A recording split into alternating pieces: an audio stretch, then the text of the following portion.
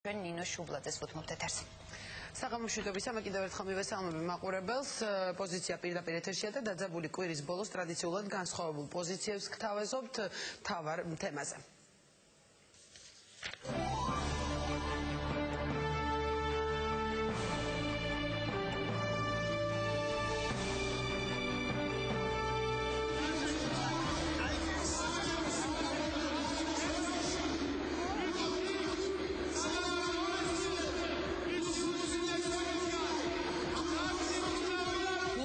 გადაწყვეტილება და მსვლელობა სამებისკენ. საკათედრო ტაძარში მოსმენილი განცხადება. პირველი პრეზიდენტი, მეორე პრეზიდენტი იყვნენ გადაყენებული და თქვენიცით ამ გადაყენებამ რა მოგიტანა. გაურკვევლობა აქციის ორგანიზატორებში და ახსნა განმარტებები საკუთარი მხარდამჭერებისთვის. მაშინ ერთი წუთი წავა წინდა რუსთაველისკენ წამომყევით რა. მე ვთვლიდი რომ სტადიონიდან სხვა საქმე იყო გასაკეთებელი.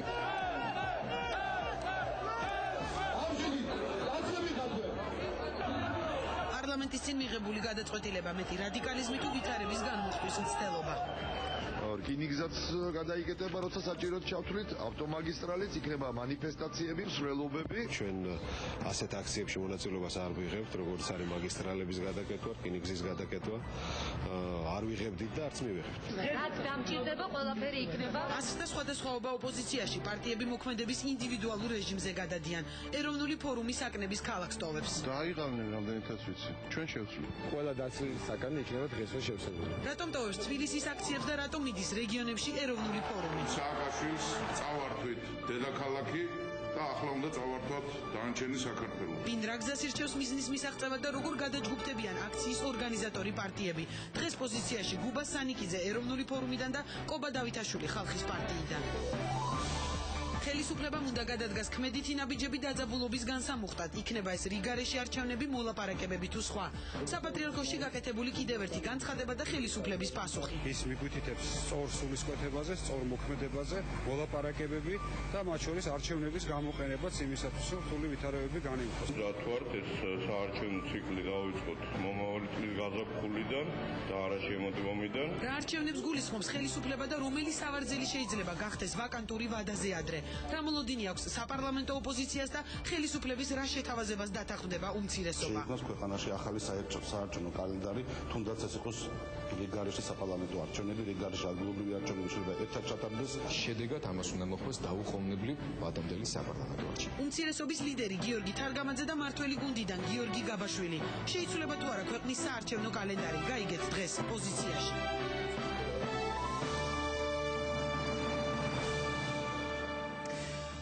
ჩვენ ეთერში ვართ. ინდივიდუალური არჩევანი. ოპოზიციური პარტიები მოქმედების ინდივიდუალურ რეჟიმზე გადადიან. ეროვნული ფორუმი თბილისის აქციებს ტოვებს და რეგიონში გადის. ჩემი გადაცემის პირველი სტუმარი სწორედ ეროვნული ფორუმის ერთ-ერთი ლიდერი გუბა სანიკიძე. საღამომშვიდობისა.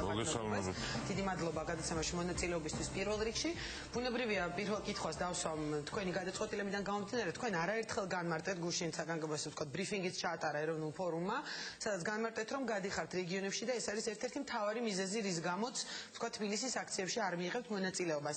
თუმცა ალბათ უფრო დეტალურად და უფრო კონკრეტულად საინტერესოა თქვენი მოსაზრება იმაზე თუ რატომ აღარ ახართ აქციის ორგანიზატორებს შორის, სადაც ერთ-ერთი ყველაზე აქტიური ძალა იყავდა. იგივე თქვენ ერთ-ერთ ინტერვიუში მე წავიკითხე, ამბობდით რომ რატომ გამოვედით საბჭოდან, იმიტომ რომ საკუთარი წინადადებების გატანა გვიჭირდა და ახლა უფრო დამოუკიდებელი ვიქნებით საკუთარ ქმედებებშიო. ანუ რა იყო რეალური მიზეზი იმისა, რომ თქვენ აქციებში აღარ მონაწილეობთ? მოგახსენებთ, აქციებში ჩვენ მონაწილეობას ვიღებთ, უბრალოდ საკმაოდ რთული იყო 10 სუბიექტიან კომიტეტში საკითხების გატანა. ჩვენი ბოლო თხოვნა და მოთხოვნა იყო, რომ რეგიონებზე გადართულიყო ოპოზიცია უფრო ვიდრე დედაქალაქზე. არ მოხდა ამ საკითხის განხილვა, თუმცა წინააღმდეგობა ამის შესახებ არ ყოფილა.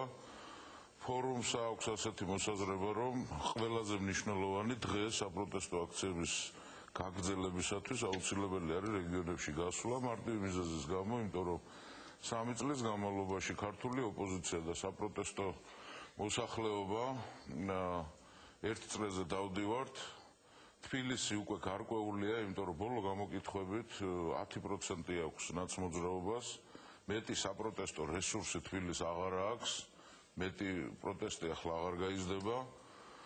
ხოლო ამასობაში ჩვენ მიტოვებული გვაქვს რეგიონები, სხვათა შორის რეგიონები არის ოპოზიციის აქილევსის ქუსლი. 26 მაისამდე ხო იყო მცდელობა ბატონო გუბას, რომ რეგიონებში ჩასულიყო, აი ამ სურათმა გადაგაწყვეტინათ, ვთქვათ ეს თუ მანამდეც ფიქრობდით ამას, იმიტომ რომ საკმაოდ ბევრი ხალხის მობილიზება შეძლო ოპოზიციამ რეგიონებში. ეროვნული ფორუმი დიდი ხანია აფიქსირებს ამას, რამოდენიმე თვის განმავლობაში უკვე ჩვენ ვაფიქსირებთ, რომ წარმატების მისაღწევა და წარმატებაში იგულისხმება სააკაშვილის ხელისუფლების გაშვება, აუცილებელი არის რეგიონებში საპროტესტო აქციების დაწყება. რატომ არ წაყევით თანამებრძოლებს აი იმ დღეებში თუნდაც 26 მაისამდე? თუ თქვენ რაღაც უფრო ფაქტობრივ იყვაზე საუბრობთ. რეგიონებში ვიყავი 10 დღის განმავლობაში. 26 მაისამდე. 26 მაისამდე ბათუმშიც ვიყავი, ქუთაისშიც ვიყავი და კიდევ ერთხელ დავრწმუნდი ბათუმში და ქუთაისში, რომ აბსოლუტურად მოუმზადებელი აქცია იყო ბათუმში და ქუთაისში და ბათუმში არანაკლებ 7000 კაცი გამოვიდა მიტინგზე და ქუთაისში არანაკლებ 10000 კაცის. ჩვენთან არის ასეთი სტერეოტიპი, რომ რეგიონებში ხალხმა არაფერი არ იცის. არის ასეთი პრობლემა, რეგიონებს აქვს ასეთი პრობლემა, ინფორმაციის შიმშილი, ხელისუფლებამ გადაკეტა ცენტრალური არხები, ინფორმაცია არ ჩადის რეგიონებში, როცა ხელისუფლება ამას აკეთებს, მაშინ ოპოზიციამ უნდა გამოიყენოს მის ხელთ არსებული ერთადერთი გამოსავალი, უშუალო კონტაქტი მოსახლეობასთან. რაც აქამდე ხდებოდა რეგიონებში, ეს იყო უფრო გავლა-გამოვლა. აქ არის საუბარი, უნდა ჩავჯდეთ ჩვენ რეგიონებში. ოპოზიციას ყავს დაახლოებით 50 სახე, ცნობადი სახე, რომელიც აუცილებლად უნდა გავიდეს რეგიონებში, ხო? ერთი სააკაშვილი დადის დანარჩენ საქართველოში. და მაშინ რა არგუმენტი გითხრათ, აი ამ წინადადებებზე ვთქვათ, ოპოზიციამ ჩემს კოლეგებს საწინააღმდეგო არაფერი არ აქვს, უბრალოდ ისინი თვლიან, რომ სხვა საკითხები არის უფრო მნიშვნელოვანი, ვიდრე დღეს რეგიონებში გასვლა. მე იმედი მაქვს, რომ არა, თბილისში წარმართვა, გაგრძელება, ფორმის გამოცვლა და ასე შემდეგ და ფორუმი თვლის, რომ თბილისში უნდა გაგრძელდეს აქციები, მაგრამ მთავარი აქცენტი ოპოზიციური ძალების უნდა გადავიდეს რეგიონებში, იმიტომ რომ ჩვენ მოსახლეობას უნდა გავაგებიოთ რა არის სიმართლე ქვეყანაში.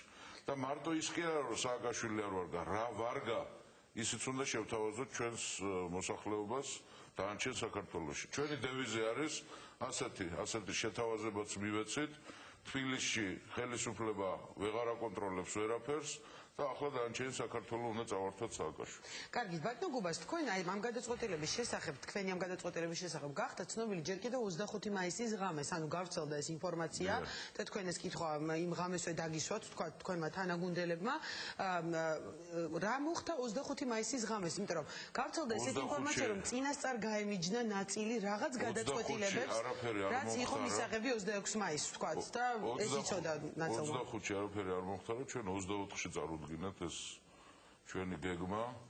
ჩვენ გვინდოდა, რომ ეს გამოცხადებულიყო 26 მაისს ეროვნულ სტადიონზე, მაგრამ არ იქნა გათვალისწინებული, უფრო სწორად საკითხი არ მიივიდა ბოლომდე, იმიტომ რომ მნიშვნელობა არ ჩათვალეს ისეთ მნიშვნელობად არ ჩათვალეს, რომ ეს შეიძლება გაგრძელებულიყო. ჩვენ ვთვლით აქედან გამომდინარე, რომ რაც გასაკეთებელია და რასაც მიიჩნევს ეროვნული ფორუმი, რომ არის აუცილებლად გასაკეთებელი, ჩვენ უკვე აღარ დაველოდებით გადაწყვეტილებების მიღებას და ჩვენ თვითონ დავიწყებთ ამის განხორციელებას.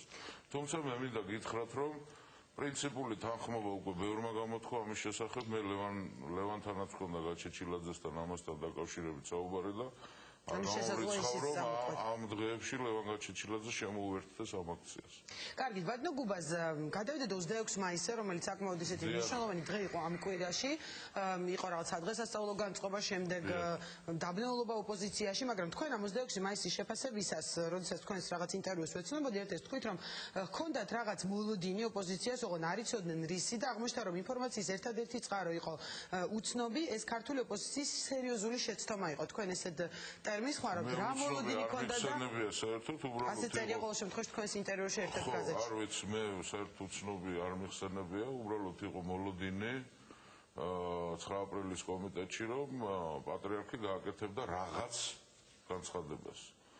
ჩვენ 24-შივე წავედით კატეგორიულად წინააღმდეგი იმისა, რომ 26 მაისს არ შეიძლებოდა ხალხის დაძვრა სამების ტაძრისაკენ, იმიტომ რომ ჩვენ ვთვლით, რომ ეს იყო საპატრიარქოს ფაქტის წინაშე დაყენება და როცა ხელისუფლებას უყიჟინებთ ჩვენ, რომ ძალიან ხშირად ხელისუფლება ფაქტის წინაშე აყენებს და ცდილობს ყოველ შემთხვევაში დააყენოს ფაქტის წინაშე საქართველოს ქართული ეკლესია, მართლმადიდებელი ეკლესია, იგივე არ უნდა გავიმეოროთ ჩვენ. ამიტომ ჩვენ კატეგორიული წინააღმდეგები ვიყავით. და რა განცხადებას ელოდა ოპოზიცია ბატონო გუბაზი? იყო ამაზე კონკრეტულად საუბარი? იმიტომ რომ მე დაზუსტებული პასუხი ვერ მივიღე. ვერ მივიღე დაზუსტებული პასუხი. დასვით თქვენ ეს შეკითხვა, რომ თქვენ რა განცხადებას ელოდა? ცალ-ცალკე მქონდა დასმული და ერთადაც დაიშვა. ცალ-ცალკე მქონდა სხვადასხვა ლიდერებთან მე ამასთან დაკავშირებით საუბარი, მაგრამ დაზუსტებული პასუხი ვერ მივიღე, უბრალოდ იყო ასეთი განცხადება, რომ აუცილებლად იქნება განცხადება პატრიარქის მხრიდან. თუმცა ჩვენ გვქონდა ინფორმაციაც და ახლა მე არაფერი დასამალი არ მაქვს, უნდა გაგიმხილოთ, რომ ეროვნულ ფორუმს აქვს ძალიან ახლო ურთიერთობა საქართველოს საპატრიარქოსთან. მეტიც ილია მეორის ხელდასმით არის შექმნილი ჩვენი პოლიტიკური ორგანიზაცია და ჩვენ ვიცოდით, რომ ასეთი რამ მოსალოდნელი არ იყო. და ბატონო გუბაზ, როგორ აფასებთ თქვენ ახლა თქვით, რომ როდესაც ხელისუფლებაზე მუდამ ვსაუბრობთ, არ მოგწონს და არ მინდოდა, ამიტომ სამებაში თქვა წასვლა. როგორ აფასებთ იმ განცხადებებს, რაც გაკეთდა 26 მაისის შემდეგ, აი სამებაში მისვლის შემდეგ, რომ ხელისუფლების გავლენის ქვეშ მოექცა პატრიარქი, ანუ არის ეს გარკვეულწილად მხოლოდ ხელისუფლების პატრიარქმა მისამართით გაკეთებული ბრალდებები თუ რაღაც კუთხით თქვა, არც პატრიარქის მიმართ არის ხო ესეთი განცხადება? დიდ სისხლისღვრას ააცილა ქვეყანა. ეს არის ფაქტი. და საერთოდ რაც ხდებოდა საკურთხეველში და ტაძარში, ის არის ჩემთვის მიუღებელი. ჯოგებად რო დარბოდნენ აქედან და იქიდან დაწვევით. ხელისუფლება და ოპოზიცია წარმომადგენლები და გინდა ოპოზიციის წარმომადგენლები. ანუ თქვენ მაინც ამბობთ, რომ გავლენის მოხდენის ცდელობა იყო პატრიარქს. უნდა განმარტო აუცილებლად. როგორ ჩანს ძალიან ბევრს ჩვენს მოქალაქეს არ აქვს მნიშვნელობა რომელ მხარეს არის. არ ესმის საპატრიარქოს მნიშვნელობა. ძალიან ბევრს საქართველოში გონია საპატრიარქო პოლიტიკური დაწესებულება და პატრიარქი პოლიტიკოსი. და უნდა გავერკვეთ ამაში. თუ ვართ მართლმადიდებლები, თუ ვართ ქრისტიანები, უნდა ვიცოდეთ როლი ქართული ეკლესიისა და როლი ილია მეორესი. თორემ არაფერი არ გამოგვივა. კარგი, ბატონო გუბაზ, თქვენ ახსენეთ, რომ იმ დღეს პატრიარქის განცხადებით მოხდა სისხლისღურის თავიდან აცილება. რატომ ელოდით ესეთ მძიმე შედეგს თქვა იმ დღეს? რატომ უშვებთ ასე ვთქვათ? იმიტომ რომ ეგზალტირებული იყო ორივე მხარე. ხო, იცით რა მინდა ერთწუთით ჩაგეკითხებით, იქვე ითქვა, რომ იგივე საღამო ზურაბიშვილმა შემდეგ გააკეთა, რომ მას სხვა გზა ჰქონდა და არ ეთანხმებოდა სამებაში წასვლა. თქვენ ამბობთ, რომ სხვა, ანუ რა გეგმები არსებობდა, ვთქვათ, გარდა სამებაში წასვლის ეროვნულ სტადიონიდან? მე ფორუმის გეგმა. ფორუმს ჰქონდა გეგმა შეეთავაზებია მეორე ეტაპის საპროტესტო აქციების, რომელიც შეიძლება გაგრძელებულიყო მთელი ზაფხულის განმავლობაში, ვიღაცას აშინებს ეს ძალიან, რომ აუ მთელი ზაფხული რა მოიცდის, შრომა და მუშაკობა ჭირდება, მუშაობა ჭირდება დღეს ოპოზიციას. მუშაობა, იმიტომ რეგიონებში უნდა გავიდეთ, სოფელ უნდა დავიაროთ. იმიტომ რომ საქართველოს დგას ვინმეს მოწონს ეს თუ არ მოწონს გლეხკაცზე. და გლეხკაც ჩვენ თუ არ გავაგებიეთ რა გვინდა, აი დავდივართ სამი წელი ერთ წრეზე დავდივართ. გასაგებია, ბატონო გუბაზ, დავდებთ თბილისში ლანდებს. მე მაინც უნდა დავაზუსტო ჩემი შეკითხვა, რომ მაინტერესებს ამ კითხვაზე თქვენი პასუხი, რა შეიძლებოდა მომხდარი იყო, იმიტომ რომ მარტო თქვენ არ ახართ, ვინც სისხლისღვრა ახსენა, რა ძალიან მძიმე სიტყვა დამიტახება. შეიძლება მომხდარი იყო, ჩემ მოძულფასო. რა გეგმა არსებობდა? იყო იქ საუბარი სადმე თქვა, რომელიმე შენობის პიკეტირების ან შეჭრის ან ჩემ მოძულფასო. 24-ში როცა არ იქნა გათვალისწინებული ფორუმის გეგმა, ჩვენ უკვე გამოვედით 26 მაისის საორგანიზაციო საკითხებიდან, ამიტომ 25-ში რაზე იყო საუბარი, ჩვენ უკვე აღარ ვიცით. ამიტომ ვერ გეტყვით რა გეგმები ქონდა სხვას. 24-ში კონკრეტული გეგმა გაგრძელების 26-ის შემდეგ რა უნდა მომხდარიყო, ქონდა ეროვნულ ფორუმს. 25-ში რა მოხდა, როგორ მოხდა, ამის შესახებ მე ინფორმაცია არ მაქვს, ამიტომ ვერ გეტყვით. გასაგებია. ბატონო გუბაზ, თქვენს გადაწყვეტილებას დაგეტოვებინათ რუსთაველზე არსებული საკნები იმ დღეს, როდესაც თქვენი აქტივისტები გაიყვანეთ და ზოგადად ამ გადაწყვეტილებას, მოყვა ესეთი განცხადებებიც, რომ შესაძლოა დაიღალდნენ ეროვნული ფორუმელები თქვენივე თანამებრძოლების მხრიდან. დაიღალა მართლა ეროვნული ფორუმი, რამით თქვათ? უაზრო ბრძოლის ფორმებით. ამით კი დავიღალეთ. რაც შეეხება საკნებს, დოკუმენტურად არის დადასტურებული, თუ არა და დავადასტურებთ ამას. რომ 21-დან 21-ში უკვე იყო საუბარი, ან 25-ში, ან 27-ში თავისუფლების მოედანი უნდა გახსნილიყო. თავისუფლების მოედანი ეკავა ეროვნულ ფორუმს. მერე იყო თხოვნა მათგან, რომ იქნებ 26-მდე მაინც იყოს ეროვნული ფორუმი, 26-მდე საღამომდე ჩვენები იყვნენ, მერე გამოიყვანეთ ხალხი, ჩვენი მომხრეები, ჩვენი აქტივისტები, იმიტომ რომ მეორეც არის თუ რეგიონში გადის პარტიის ყველა ლიდერი, ჩვენ მოედანზე ვერ დავტოვებდით ჩვენ აქტივისტებს, უყურადღებოთ, იმიტომ რომ ყველა პარტიის ლიდერი და ლიდერთა ჯგუფი პასუხს აგებს თავის აქტივისტებზე. ჩვენ სხვა პარტიის ლიდერებს ჩვენი აქტივისტების პასუხისგებლობას ვერ გადავაბარებდით. ამიტომ ეს იყო სავსებით ბუნებრივი და მე იმედი მაქვს, რომ ჩვენ ადგილზე ვინ შევიდა დღეს სავსე არის ისა. მე მგონი არა. კონსერვატორები ჩაგენასწორეთ თუ არც ხოსტოს ეს განცხადება კეთდა და ბატონო გუბას წინა თქვენს პასუხს მინდა ერთად ამიტომ არაფერი სურპრიზი არ ყოფილა ოპოზიციისათვის ჩვენი იქიდან გასვლა, იმიტომ შეთანხმებული იყო ესა. თუ არა და ამ დამადასტურებელი საბუთები არის SMS-ების სახით. კარგით და თქვენ წინა პასუხში ახსენეთ სიტყვა უაზრო ბრძოლა. დავიღალე ამ უაზრო ბრძოლით სწორედ და არა შედეგი უნდა კონდეს რა. თბილისში დავდებთ ლანდებს. აღარ არის ხელისუფლება თბილისში. არაფერი არ ფუნქციონირებს, არც ერთი დაწესებულება, არც ერთი მინისტრი, არც ერთი თანამდებობის პირ თბილისში არ არის. ლანდებს დავდებთ ახლა ჩვენ. ამიტომ უნდა გავიდეთ სააკაშვილის ხელისუფლებამ გადაინაცვლა დანარჩენ საქართველოში და არც თუ წარუმატებლად ეწევა პროპაგანდას განსაკუთრებით ქვეყნის გარეთ და არწმუნებს ჩვენს უცხოელ კოლეგებს, რომ პროტესტი არის თბილისში მარტო და დანარჩენი საქართველო ეთანხმება სააკაშვილის გიგანტურ ნაბიჯებს. და ახლა უნდა დავარწმუნოთ მთელი მსოფლიოც და სააკაშვილის მათ შორის, რომ დანარჩენი საქართველოც ისეთივე განწყობის არის, როგორც დედაქალაქი. ძალიან მარტივი სქემა. და ბატონო გუბას თქვენ ამ მსგავსი შესაძლოა ამ კრიტიკული შეფასებების გამო, იგივე თანაგუნდელების მიერ გადაწყვეტილების გამო პირდაპირ ბრალდებები არ ყოფილა, თუმცა ითქვა ისიც და მაინც უნდა კითხოთ ფორუმის გადაწყვეტილება შეფასდა ესე, რომ შესაძლოა გუბასანიკიძე გაურიგდა ხელისუფლებას. ნუ ახლა არ ვიცი, ასე ყველაფერი შესაძლებელია, რომ თუ არა მოწყდეს დედამიწის ორბიტას და წავიდეს.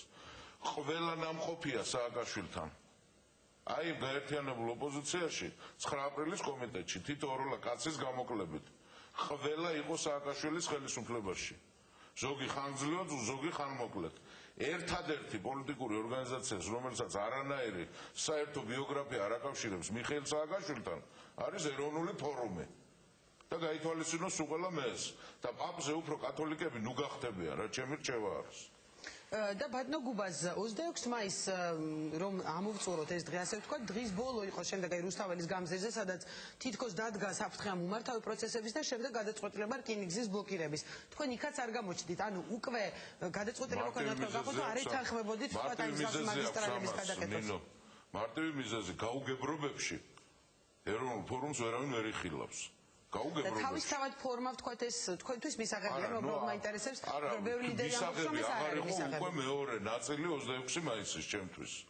უკვე მისაღები აღარ იყო, იმიტომ რომ არასწორი მიმართულებით განვითარდა მოვლენები. ანუ რკინიგზის გადაკეთებას თქვენ მიიღებთ როგორც გაუგებრობა? რკინიგზის გადაწყვეტილება გაუგებრობა კი არა, ერთადერთი გამოსავალი იყო და დიდი მადლობა მინდა გადავუხადოთ ჩემ კოლეგებს, რომ განუხდეს სიტუაცია, მაგრამ აქამდე არ უნდა მისულიყო საქმე.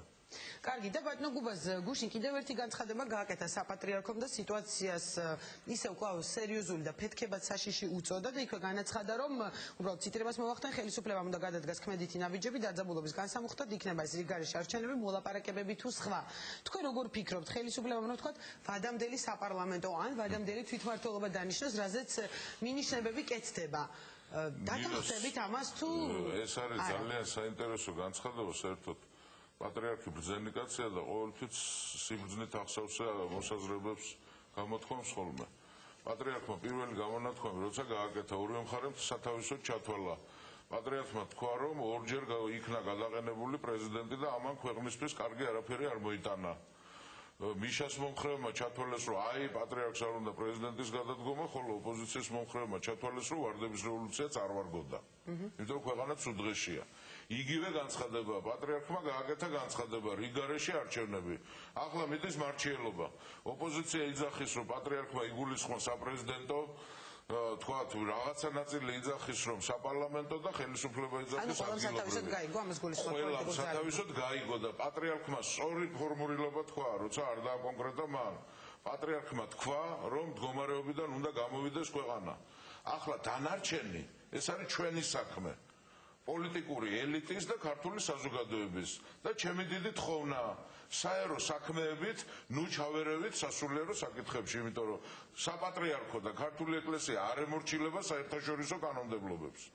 ქართული ეკლესია ემორჩილება 7 საეკლესიო მსოფლიო კრებას და იმის მიხედვით ცხოვრობს. ჩვენ ცხოვრობთ დროებითად, ხოლო ქართული ეკლესია არის მარადიული. ძალიან ცოტა დრო გრჩება და თუ შეიძლება რომ მოკლედ ჩავამიყალიბოთ, როგორ წარმოგიდგენიათ, როგორ განვითარდება სამომავლოდ მოვლენება. თქვენი ხედვა როგორია? თქვენ გასაგებია რომ მიდიხართ ჯერჯერობით რეგიონებში. თუ პოლიტიკური ნება იქნება ორმხრივი, ანუ მოლაპარაკების გზით მოლაპარაკებას მაშინ აქვს აზრი, როცა შეფასება იქნება ერთი. დღეს მოლაპარაკებას აზრი არ აქვს. რაზე უნდა ვილაპარაკოთ? ჩვენ ვამბობთ, რომ არის პოლიტიკური კრიზისი და ქვეყანა არის დაქცეული და სააკაშვილი და მისი მომხრეები გვეუბნებიან, რომ ცხოვრება მშვენიერია. როგორ შეიძლება მოვილაპარაკოთ? და რაზე შეიძლება შევთანხმდეთ? სიტუაციას არ ვაფასებთ ერთნაირად. ამიტომ მოლაპარაკება ამ ეტაპზე არის მეორე რაუნდი რომ იყოს მას შემონაწილეობას. ანუ თქვა დაინიშნა მეორე რაუნდი მოლაპარაკების. მოლაპარაკებებისთვის. არა, ახლა თქვენი ლიდერი და მე მგკითხავ, შესაძლოა ისევ ვიხილოთ ის თქვა. ნახოთ როგორ განვითარდება. როგორ ჩანს სააკაშვილს კიდევ ჭირდება დამატებითი არგუმენტები, რომ ჭკუაზე მოვიდეს. ამ დამატებით არგუმენტებს ფორუმი გაუჩენს უახლოეს პერიოდში სააკაშვილს. როცა რეგიონებში შეიქმნება ძალიან საინტერესო ვითარება. კარგი და ბოლო შეკითხვა რამდენიმე დღის წინ და დღესაც ირაკლი ალასანიამ განაცხადა რომ შესაძლოა ითანამშრომლოს ეროვნულ ფორუმთან არსებობს რაღაც თანხმედრა ასრთა თანხმედრა თქვენ თქვით რომ ლევან გაჩეჩილაძე შესაძლოა წამოყვეთ ანუ არსებობს ამ კონსულტაციები ირაკლი ალასანიასთან ან თელ ალიანსთან ჩვენ გადავიდეთ ანუ როგორ შეიძლება მოხდეს გადაჯგუფება ასე ვთქვათ ეს მოგახსენოთ მე მგონი დიდი საპრობლემო საკითხი ეს არ არის ჩვენ ვართ საკონსულტაციო რეჟიმში ყველა პოლიტიკურ ორგანიზაციასთან უკვე მათ შორის ალასანიასთანაც, მათ შორის 9 აპრილის კომიტეტთანაც ალბათ ჩვენ გავმართავთ გარკვეულ კონსულტაციებს ბატონ შავლან ათელაშვილთანაც, ბატონ კონსტანტინე გამსახურდიასთანაც, ანუ სრული სპექტრი არასაპარლამენტო ოპოზიციის იქნება მოცული ჯერ ჩვენ ორშაბათს დაბარებული ყავს ჩვენი თავმჯდომარეები რაიონებიდან, გავივლით სქემას და გეოგრაფიას სამოქმედო გეგმის, ჩვენ გეგმას ჩამოვაყალიბეთ და მერე ჩვენ ანუ ამ კონკრეტულ საკითხებზე ხო საიდან ვიწყებთ როგორ რანაირად და შემდეგ გავაცნობთ ჩვენ კოლეგებს. დაგვეთანხმებიან ძალიან კარგი, არ დაგვეთანხმებიან და ქვეყანა ამით არ თავდება. გასაგებია. ჩვენ როგორ ჩანს პირველი რეგიონი ალბათ მინდა თქვენ ტელევიზიის საშუალებით ხო იქნება ალბათ აჭარა. კარგი, ძალიან დიდი მადლობა ბატონო გუბას სტუდიაში სტუმრობისთვის. ეროვნული ფორუმის ერთ-ერთი ლიდერი გუბას ანიკიძე იყო ჩემი სტუმარი და ჩვენ ახლა ვახსენეთ ირაკლი ალასანია, რომელმაც სწორედ დღეს რამდენიმე საათის წინ მოახდინა საკუთარი ინდივიდუალური გეგმების ერთგვარი პრეზენტაცია ბრიფინგზე თავის გუნდთან ერთად და ჩვენ გთავაზობთ ამ განცხადებას და შემდეგ უკვე სტუდიის სტუმარი კობა დავითაშვილი იქნება. პოლიტიკური პროცესი ქვეყანაში დღითი დღე მწვავდება. არის ძალიან დიდი ალბათობა, რომ მოვლენები გავიდეს კონტროლიდან, როგორც ოპოზიციის მხრიდან, ასევე ხელისუფლების მხრიდან. აქვე დავზენ, რომ არც ოპოზიციას, არც ხელისუფლებას დამოუკიდებლად პოლიტიკური ჩიხიდან ქვეყნის გამოყვანა არ შეუძლია, ამიტომაც ერთადერთი სწორი გამოსავალი, ერთადერთი რეალური შესაძლებლობა არის, როგორც პატრიარქმა მოგვიწოდა, შედგეს შინაარსობრივი, საგნობრივი მოლაპარაკებები ხელისუფლებასა და ოპოზიციას შორის. ჩვენ მზადა ვართ, კიდევ ერთხელ ვიმეორებ, უახლოეს დღეებში ასეთი მოლაპარაკების პროცესის ინიცირება გავუკეთოთ. მზადა ვართ სხვა პოლიტიკურ ძალებთან მივიღოთ მონაწილეობა ესეთ მოლაპარაკების პროცესში, რომლის საბოლოო შედეგი იქნება ვადამდელი საპრეზიდენტო და საპარლამენტო არჩევნების ჩატარება. ეს ჩვენი მოთხოვნა, რომელიც 6 პუნქტიანი შეთავაზების დროს იქნა შეთავაზებული ისევ ძალაშია, მაგრამ ამავე დროს ჩვენ მზადა ვართ კონკრეტული შეთავაზებები მოვისმინოთ ხელისუფლების მხრიდან იმის გარდა, იმ 5 პუნქტიანი შემოთავაზების გარდა, რომელიც ხელისუფლებამ ოპოზიციას და საზოგადოებას გააცნო 2 კვირის წინ. ხელისუფლების მხრიდან ესეთი შემოთავაზებებიც შეიძლება გაკეთდეს, რომ ჩადარდეს ვადამდელი ადგილობრივი არჩევნები. თვითონ რიგითობას ამ არჩევნების ჩატარების შესაძლებლობის ეს შეიძლება განხილული იქნას თვითონ მოლაპარაკების მაგიდაზე ჩემი აზრით და ჩვენი პოლიტიკური გუნდის აზრით მხოლოდ და მხოლოდ საპარლამენტო და საპრეზიდენტო არჩევნებში შეუძლია რეალურად პოლიტიკური კრიზისიდან ქვეყნის გამოყვანა და ჩვენ მხარს უჭერთ რომ ის პოლიტიკური ძალები რომლებიც დღეს ოპოზიციაშია უნდა მოხდეს პოლიტიკური პროცესების მონაწილეები გახდნენ როგორც პარლამენტში ასევე მათ უნდა მიეცეს შესაძლებლობა საპრეზიდენტო არჩევნებში საკუთარი კანდიდატებით მიიღოს მონაწილეობა ეს იქნება განსაზღვრელი რომ საზოგადოებამ დაინახოს რომ პოლიტიკური კრიზისი ნელ-ნელა გვარდება და გამოდის ქვეყანა ჩიხიდან მაგრამ ადგილობრივი არჩევნებიც რა თქმა უნდა შეიძლება გახდეს ამ მოლაპარაკებების საგანი თუ როდის და რა პირობებში ჩატარდეს. აქ უმთავრესი მე მინდა ხაზი გაუსვა არის საარჩევნო გარემოს რეალური შეცვლა. ასეთი იყო ირაკლი ალასანიას დღევანდელი განცხადება საკუთარი გეგმების შესახებ და მე გადმოვინაცვლებ სტუდიაში წარმოგიდგენ ჩემს სტუმარს ხალხის პარტიის ლიდერი ყობა დავითაშვილი არის ჩვენი სტუმარი საღამოშტობისა მადლობა სტუდიაში მონაწილეობისთვის გადაცემაში და მობრძანებისთვის ბატონო ყობა ჩვენ ახლა მოვისმენთ ირაკლი ალასანიას განცხადება მანამდე ჩვენი სტუმარი იყო კუბა სანიკიძე ანუ გაჩნდა თქვი კიდეც ინდივიდუალური არჩევანი ასე დავარქვით დღევანდელ ჩემს გადაცემას იმიტომ რომ გაჩნდა რაღაც ინდივიდუალური გეგმები გარკვეულ პარტიებში თუმცა ყველანი რჩება ერთიანი მოთხოვნის მიმართ პირველ რიგში მოდით ესე დავსვათ კითხვა რატომ ვეღარ ხერხდება ერთიან სტრატეგიაზე შეთანხმება ანუ ბატონი გუბაზი საუბრობდა და ჩვენ თქვა დეტალებს მე კიდე ჩაგეკითხებით მაგრამ თქვენი პოზიცია რა არის და უკაცრავად ხერხდება და რას ნიშნავს ვერ ხერხდება არა ერთიან სტრატეგიაზე გულისხმობს რომ ბატონმა გუბაზმა იგივე თქვა რომ რეგიონებში მიდის და არ ეთანხმება რაღაც ნაბიჯებს უაზრო ბრძოლაც უწოდა გასაგებია ნუ ძალიან სამწუხაროა მე ბატონ გუბას უსმენდი ძალიან სამწუხაროა ყველა პარტიაში გულისხმობ ბუნებრივია ვინც შედიოდა კამპანიის ორგანიზატორებში რომ ასე ვთქვათ ორივე მხარე ეგზალტირებული იყო და რაღაც იკვეთება რომ არის ორი მხარე და ეროვნული ფორუმი ეთქობა მესამე მხარეა მე ასე არ აღვიქვამ საზოგადოებაში ვითარებას აქ არის ორი მხარე არის ხელისუფლება და არის საზოგადოება საზოგადოების ინტერესის გამომხატველი არის ოპოზიცია ოპოზიციის მიმართ საზოგადოებას აქვს უპირობო მოთხოვნა ერთიანობის თაობაზე ყველა პოლიტიკურ ძალას აქვს უფლება იყოს ამ ერთიანობის წევრი ან არ იყოს ეს არჩევანი გააკეთა ეროვნულმა ფორუმმა ერთადერთი შეიძლება იყოს ამ შემთხვევაში სასაყვედურო ჩვენ რა უფლება გვაქვს მათ მაგივრად მივიღოთ გადაწყვეტილება რომ 26-ში როდესაც უდიდესი აქცია იმართებოდა სტადიონზე საორგანიზაციო ჯგუფის და შტაბის წევრი პარტია 2 დღით და 1 დღით ადრე არ უნდა გასულიყო ამ შტაბიდან მე მაინც მივაწერ ამას განცდას რომ 26-ში ხალხი არ მოვიდოდა განცდას იმისა რომ კი ბატონო დაასრულეთ და მე თქვა ბატონმა გუბაზმა განმარტა რატომ ნუ მან მე მოვისმინე მისი პოზიცია მე ესე მე რა მგონია იმას ვამბობ ყველას ჰქონდა შიში ეს იყო სერიოზული რისკი პოლიტიკური რისკი 26 მაისი მაგრამ 26 მაისი შედგა იმის მიუხედავად რომ ერთ-ერთი მნიშვნელოვანი და სერიოზული ძალა არათუ არ მონაწილეობდა არამედ საკუთარ პარტიის წევრებს აუგზავნა კიდეც იქ მოსვლა და ხალხმა უპასუხა იმას რომ ხალხი დგას ერთობის გვერდით და არა ცალკეული პოლიტიკური ინიციატივების გვერდით ამაზე მეც მე არაფერს არ ვიტყვი გუბაზი ჩვენი თანამებრძოლია იმდენი ბრძოლა გვაქვს ერთად გავლილი რომ მე საყვედურიც კი მიჭირს მას რომ უთხრა იმის მიუხედავად რომ შეიძლება ბევრ რამეში არ ვეთანხმებოდე რაც შეეხება მისი ნათქვამი რომ დიახ საკნების შევსება ნამდვილად გაგვიჭირდა დიახ ჩვენ მოგვიწევს საკნების გადაჯგუფება დიახ ჩვენ ვაპირებთ რომ 2 ივნისს როდესაც პარლამენტის ხდომაა დანიშნული დილის 10 საათიდან დიდი საპროტესტო აქცია მოვაწყოთ პარლამენტის ირგვლივ და თავისუფლების მოედანზე მყოფი საკნებს გადავიტანთ პარლამენტის გარშემო დიახ და ეს რა თქმა უნდა ერთ-ერთი მიზეზი ამისა იყო ეროვნული ფორუმის გადაწყვეტილებაც ესე რომ რა თქმა უნდა დანაკლისი სერიოზულია და არავინ არ უარყოფს ამას მაგრამ მე ერთი რამ მინდა ვიკითხო რეგიონებში გასვლა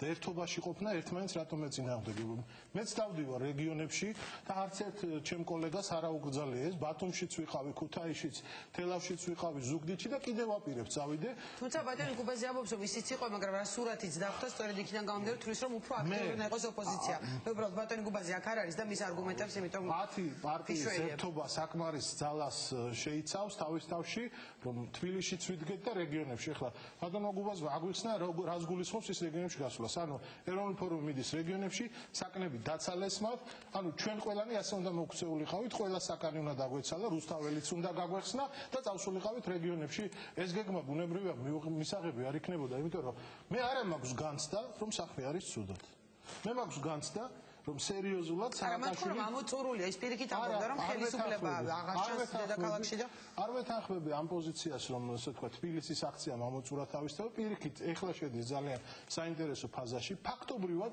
ორი თვეა სააკაშვილი მისი მთავრობა მისი პარლამენტი მერია დღეს საკრებულოც ვერ შედის და გადაწყვეტილებებს ვერ იღებს იმ შენობებში, სადაც უნდა იღებდეს გადაწყვეტილებას. ეს გადაწყვეტილებები ხშირად ხალხის სასარგებლო არ არის. ხან ქონების ჩამორთმევის გადაწყვეტილებას იღებენ, ხან რაღაც გადასახადის დაწესების, ხან მე აღარაფერს ვლაპარაკობ, ასე ვთქვათ, იმაზე, რომ ხშირად ისეთ გადაწყვეტილებებს იღებენ, რომელიც სისხლის ფასად და ახალგაზრდების დაღუპვის და ტერიტორიების დაკარგვის ფასად გვიჯდება. და მე მაგალითად არ მაღიზიანებს, როდესაც მიხეილ სააკაშვილი არის რომში სტადიონზე ბარსელონას და ასე ვთქვათ მანჩესტერის თამაშზე. იყოს იქ იმ თავის კაბინეტში შესვლას და ომობანას თამაშის დაწყებას, რომელიც ძვირად უჯდება ხოლმე ჩვენ ასე ვთქვათ ახალგაზრდებს და ტერიტორიებს კარგავთ, რაც უფრო არ იქნება საკუთარ კაბინეტში, ეს ჩვენი ამოცანაა.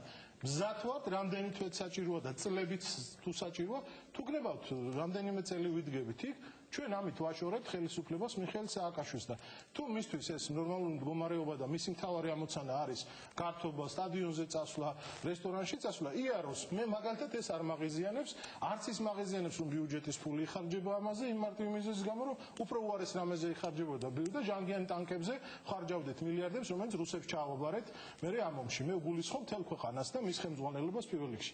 აქედან გამომდინარე, იყოს ბატონი სააკაშვილი, სადაც უნდა ჩვენ ვაგრძელებთ აქციას, იქნება სამშაბათ, დილის 10 საათზე ყველას მოუწოდებ პარლამენტის ხდომის გარშემო, ჩავხედოთ თვალებში იმ პარლამენტს, რომელიც არ გამოხატავს ხალხის ინტერესს და უთხრეთ ჩვენი სათქმელო, ჩვენი ერთადერთი მოთხოვნა არის მიხეილ სააკაშვილის წასვლა, იმიტომ რომ მიხეილ სააკაშვილის პირობებში არც საპარლამენტო და არც ადგილობრივი არჩევნები არ არის შესაძლებელი რომ ჩატარდეს დემოკრატიულად ამ ქვეყანაში. ამ თემებზეც მინდა მოვასწრო სწორედ საუბარი, მაგრამ ბატონობა, უნდა დაუბრუნდე 26 მაისს, რომელიც იყო საკმაოდ ესეთი მნიშვნელოვანი დღე ოპოზიციისთვის და მასშტაბური და ქვეყნისთვისაც, რა თქმა უნდა, ალბათ სადღესასწაულო განწყობა იყო, თქვა თავდაპირველად, მე შეიცვალა ეს მოვლენები, ბატონმა გუბაზმა სხვადასხვა ეს სწორედ ეს გადაწყვეტილებები დაასახელა ერთ-ერთ მიზეზად იმისა, რომ 25 მაისს მან თქვა, რომ არ იყო და მეგრულად მაინტერესებს ყველა საინტერესებს დეტალები, იმიტომ რომ ძალიან ღიად ჩანდა, რომ იყო სხვადასხვა გეგმა 26 მაისს სტადიონიდან, როგორ უნდა ემოქმედა ოპოზიციას. იგივე საულობ ზურაბიშვილი აცხადებდა ამას, რომ სხვა გეგმა მქონდა და არ უნდა თქვა სამებაში წასვლა. 24-ში, როდესაც საუბარი იყო, რა განცხადებას ელოდებოდით პატრიარქისგან და რა იყო მეორე გეგმა, რაც უნდა განახორციელებინა ოპოზიციას. ტუნებას მომცემთ, ჩემთვის ახლა ცოტა გაუგებარია ახლა, როგორ შეიძლება პოლიტიკური ძალის გადაწყვეტილების საფუძველი 26 მაისის მოვლენისა გახდეს 24 მაისს მიღებული გადაწყვეტილების საფუძველი.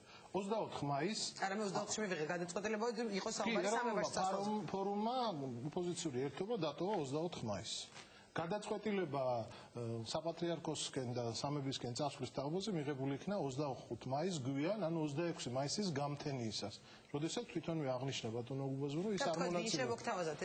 ბატონი გია გაჩეჩილაძეს იდეა იყო, ჩვენ ასე ვთქვათ, ყველა ვაყენებდით სხვადასხვა გეგმას, მე პირადად ვიყავი რკინიგზის გადაკეთვის მომხრე და ეს განხორციელდა კიდეც უბრალოდ უფრო გვიან, მე არ ვიყავი ასე ვთქვათ სამების ტაძრისკენ წასვლის მომხრე, მაგრამ ეხლა მინდა ვაღიარო, რომ ვწდებოდი და ეს გადაწყვეტილება იყო სწორი. ეს გადაწყვეტილება იყო ის, რომელმაც ჩვენ გვაჩვენა, რომ საქართველოს პატრიარქმა გუშინ დააფიქსირა თავის ძალიან სერიოზული პოზიცია და მიუთითა, რომ საკონსტიტუციო კომისიობანას თამაში, ასე ვთქვათ, რაღაც განცხადებები დემოკრატიის მესამე თუ მეშვიდე ტალღაზე. ეს არ არის ის რეაქცია, რომლისგანაც, ასე ვთქვათ, შეიძლება მოხდეს განუხდა სიტუაციის. რომ რიგგარეში არჩევნები არის ის გზა, რომელმაც შეიძლება კრიზისიდან გამოგვიყვანოს. აი პატრიარქის ამ პოზიციის დაფიქსირება ღირდა იქ მსვლელობა 100,000 ადამიანისა. ასე რომ გულისხმობთ ბატონობა, იყო გარკვეული გავლენა ხალხით მისვლით თქვა სამებაში პატრიარქს რომ ეს განცხადება გაეკეთებინა. გავლენა ვისიც იყო გამოჩნდა იმ დღეს, როდესაც ბატონი უგულავა და ძმანი მისნი შეიჭრნენ ფაქტობრივად სამების ტაძარში. იქ მისვლა, მე იმიტომ კითხეთ ეს, რომ შემდეგ ეს განცხადება გაეკეთებინა პატრიარქს. მივიდა ხალხი და მიიღო კურთხევა. და მას რას ელოდით? მე რატო გეკითხებთ ბატონობა ეს კითხვები გაჩნდა. თქვენ თავად ამბობთ რომ იგივე გია გაჩეჩილაძის იდეა იყო ეს, იმიტომ ის პირადად შეხვდა პატრიარქს წინასაღამოს. ისიც რა, როდესაც არის კრიზისი ქვეყანაში და პატრიარქს, ასე ვთქვათ, ადამიანები ამ კრიზისში იმყოფებიან, ხშირად ოჯახში რომ კრიზისია და ადამიანს უსულები მამას მიმართავს ხოლმე და კითხავს რჩევას. ჩვენ მივედით ჩვენ სულიერ მამასთან რომ რჩევა გვეკითხა.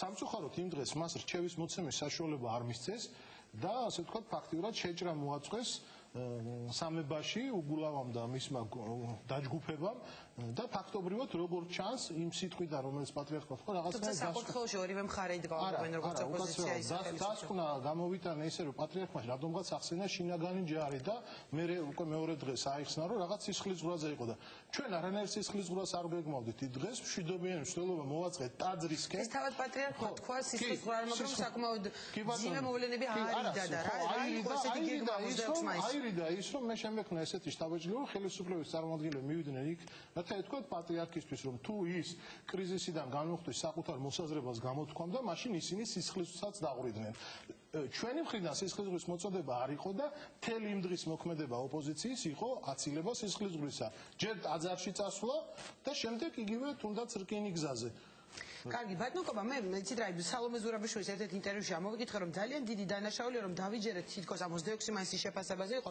1 საათში მივაღწევდით მიზანს ანუ რა უნდა მომხდარიყო 1 საათში ვთქვათ რას ელოდებოდა მე რატო გეკითხებით იცი ამათ იცით ამას რომ თითქოს განტევების ვაცი გამოიყვანეს შემდეგ გია გაჩეჩილა ვთქვათ ადამიანი რომელზეც ამბობდნენ რომ ის იყო ერთ-ერთი საპროტესტო მუხტის შემქმნელი და იმ ადამიანების რაოდენობის არავითარ შემთხვევაში მიღები ვთქვათ სტადიონზე და ასეთ შეფასებას ვერ გავიზიარებ გავიგე იმის მიუხედავად რომ მე პირადად არ მივეცი ხმა ამ გადაწყვეტილებას ჩვენ გვაქვს წესი ჩვენს ერთობაში გადაწყვეტილებები მიიღება საკმაოდ ნათელი წესებით ეს არის კონსენსუსის წესი თუ წინააღმდეგია სამი სუბიექტი გადაწყვეტილება არ მიიღება მაგრამ თუ წინააღმდეგია ორი სუბიექტი გადაწყვეტილება მიიღება და ვინც არის წინააღმდეგი სხვათა შორის მან თავი უნდა შეიკავოს საკუთარი კრიტიკისაგან უმრავლესობისა. არ უნდა წასულიყვნენ სამებაში ბატონობა. იცით რა, მე დღეს ვამბობ ამას მხოლოდ იმიტომ რომ ვაღიარო რომ მე ვწდებოდი და უნდა უთხრა გია გაჩეჩილაძესაც, ლევონ გაჩეჩილაძესა, ყველა ჩემ კოლეგას, რომელმაც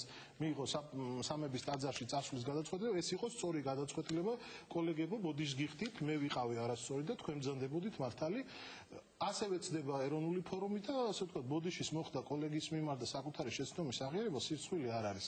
ერთობა არის უფრო მნიშვნელოვანი, ვიდრე ჩვენი განსაკუთრებული და მნიშვნელოვანი აზრები. ცალკე აღებული ვერც ერთი პარტია ვერაფერს ვერ გააკეთებს, ვერც თბილისში და ვერც რეგიონში. თუ რამეს აკეთებს ოპოზიცია, აღწევს მხოლოდ ერთობით. ხალხი იკრიბება ერთობის ირგვლივ. 26 მაისს სტადიონი გაივსო ერთობის გამო. და გამოკლება ძალიან მნიშვნელოვანი ჩვენი მეგობრებისა ძალიან სამწუხარო და მე კიდევ ერთხელ მინდა მოუწოდო რომ გადასინჯონ თავისი ეს გადაწყვეტილება კიდევ ერთხელ ვაცხადებ ერთობაში ყოფნა რეგიონებში მუშაობას ხელს არ უშლის პირიქით რეგიონებში მუშაობა სავსებით შესაძლებელია მაგრამ მხოლოდ ასე ვთქვათ საკუთარ პარტიაზე ზრუნვა და საკუთარ აქცივის ზრუნვა ერთ-ერთი მნიშვნელოვანი ელემენტია პოლიტიკისა მაგრამ ამით მხოლოდ წარმატება არ მიიღწია დღეს ჩვენ ჩამოვაშორეთ სააკაშვილი თბილისს დღეს სააკაშვილი ხელისუფლებას ვერ ახორციელებს თბილისში და არ იცის რა ქნას მართალი გითხრათ იგივე ხან ცდილობს დარბევას მე ვფიქრობ რომ ეს დარბევა ცუდია მისთვის ამ აქციის და არ დარბევის გამო ფაქტიურად ვერ ფუნქციონირებს ეს ხელისუფლება ესე რომ მე არ მგონია რომ ჩვენ ვიყოთ სუქცვანგში ცუდი არჩევანის წინაშე დგას სააკაშვილი ჩვენ არცად არ გვეჩქარება ჩვენ ბოლომდე ვაპირებთ ბრძოლას და რა მეთოდებით ეს არის თქვენ გეგმზემინდა გითხოთ სახელდებოდა იგივე რკინი გზის თქვენ თქვით რომ ამართლებით ამას მაგისტრალების ბლოკირება დღეს გაკეთა თითქოს მინიშნება იმასაც რომ შესაძლოა აქციები დაიწყოს დიპლომატიური კორპუსის წარმომადგენლებთან ლევან გაჩეჩილაძე საუბრობდა ანუ მართლა იგეგმება თქვენ იგივე საერთაშორისო საზოგადოების რეაქცია როგორი იქნება ჩვენ განვიხილავთ ყველა შესაძლებლობას ჯელობთ ყველა გამოთქვავს საკუთარ აზრს და გადაწყვეტილება მიიღება უმრავლესობით. აუცილებლად გაცნობებთ უმრავლესობის მიერ მიღებულ გადაწყვეტილებებს.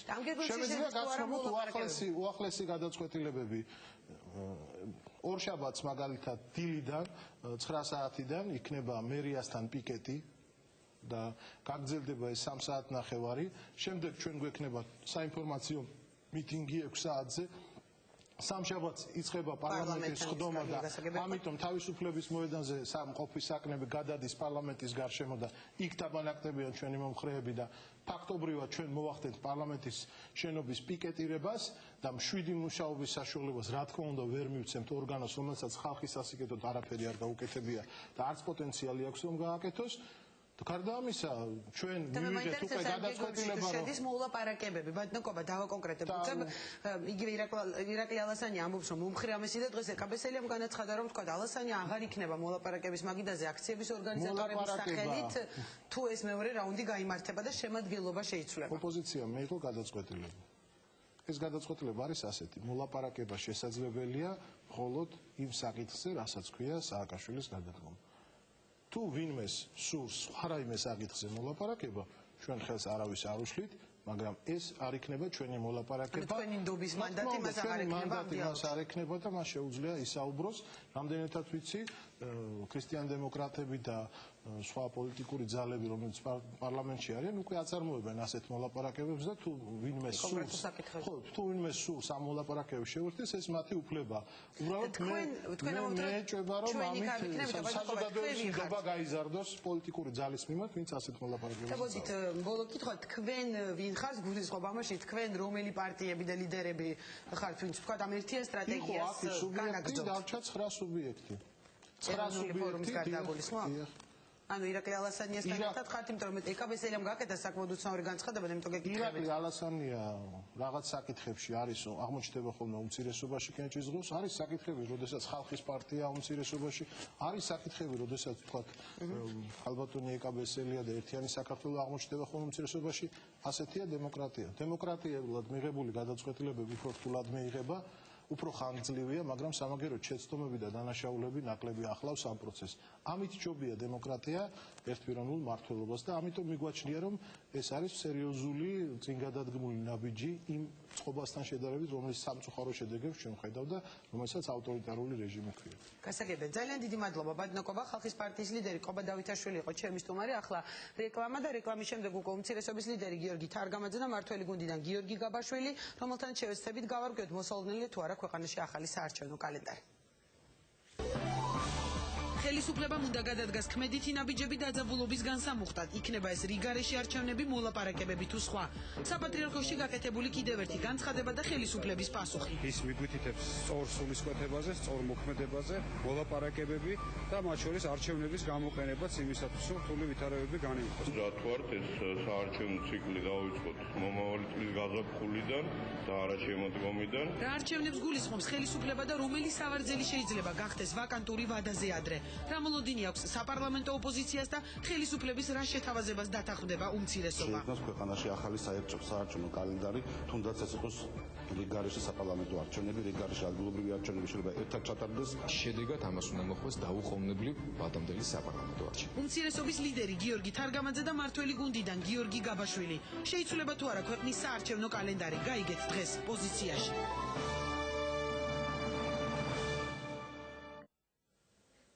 რეკლამის შემდეგ ჩვენ პირდაპირ ეთერში ვართ და ახლა წარმოგიდგენთ ჩემი გადაცემის შემდეგ სტუმარს, უმცირესობის ლიდერი, ქრისტიან-დემოკრატების ლიდერი გიორგი თარგამაძე, ჩემი სტუმარი და გადაცემის ბოლოს ხელისუფლების წარმომადგენელი გიორგი გაბაშვილი იქნება, ასევე უპასუხებს ასევე ჩემს კითხვებს. საღამომშვიდობისა, ბატონო გიორგი, დიდი მადლობა სტუდიაში მობრძანებისთვის. დღეს საუბრობთ ასე ვთქვათ ინდივიდუალურ არჩევნებზე, ასევე ვუწოდეთ ჩვენს გადაცემას, იმიტომ რომ გამოჩნდა უკვე სხვადასხვა სამოქმედო გზები ოპოზიციის იმ ნაწილში, ვინც აქციის ორგანიზატორებში იყო, მაგრამ არსებობს ქრისტიან-დემოკრატები და უმცირესობა, რომელსაც თქვენი კონკრეტული გეგმა, თქვათ, ადრეც ჰქონდათ, მაგრამ დღესაც ალბათ რაღაც სწორედ თქვენს ინდივიდუალურ არჩევანს აკეთებთ. მინდა ამ დეტალებზე ვისაუბრო, თუმცა მანამდე მაინტერესებს იყო 26 მაისი რჩევები პატრიარქისგან როგორც ხელისუფლებას, ისე ოპოზიციას, ანუ საკმაოდ დაძაბული და ისეთი მნიშვნელოვანი განცხადებების კვირა იყო, მაგრამ ყველამ თავისებურად აღიქვა ეს მოვლენები. თქვენ როგორ ხედავთ, ვთქვათ, როგორ უნდა მოხდეს ამ ვითარების განმუხტვა, რაც აი დღეს არსებობს ქვეყანაში და უფრო იძაბება, იმიტომ რომ ბევრჯერ ისმის უკვე ტერმინი, რომ სისხლის ზღვრის აცილება ხდება თავიდან, რაღაც ძალიან მძიმე დაპირისპირებების და ასე შემდეგ.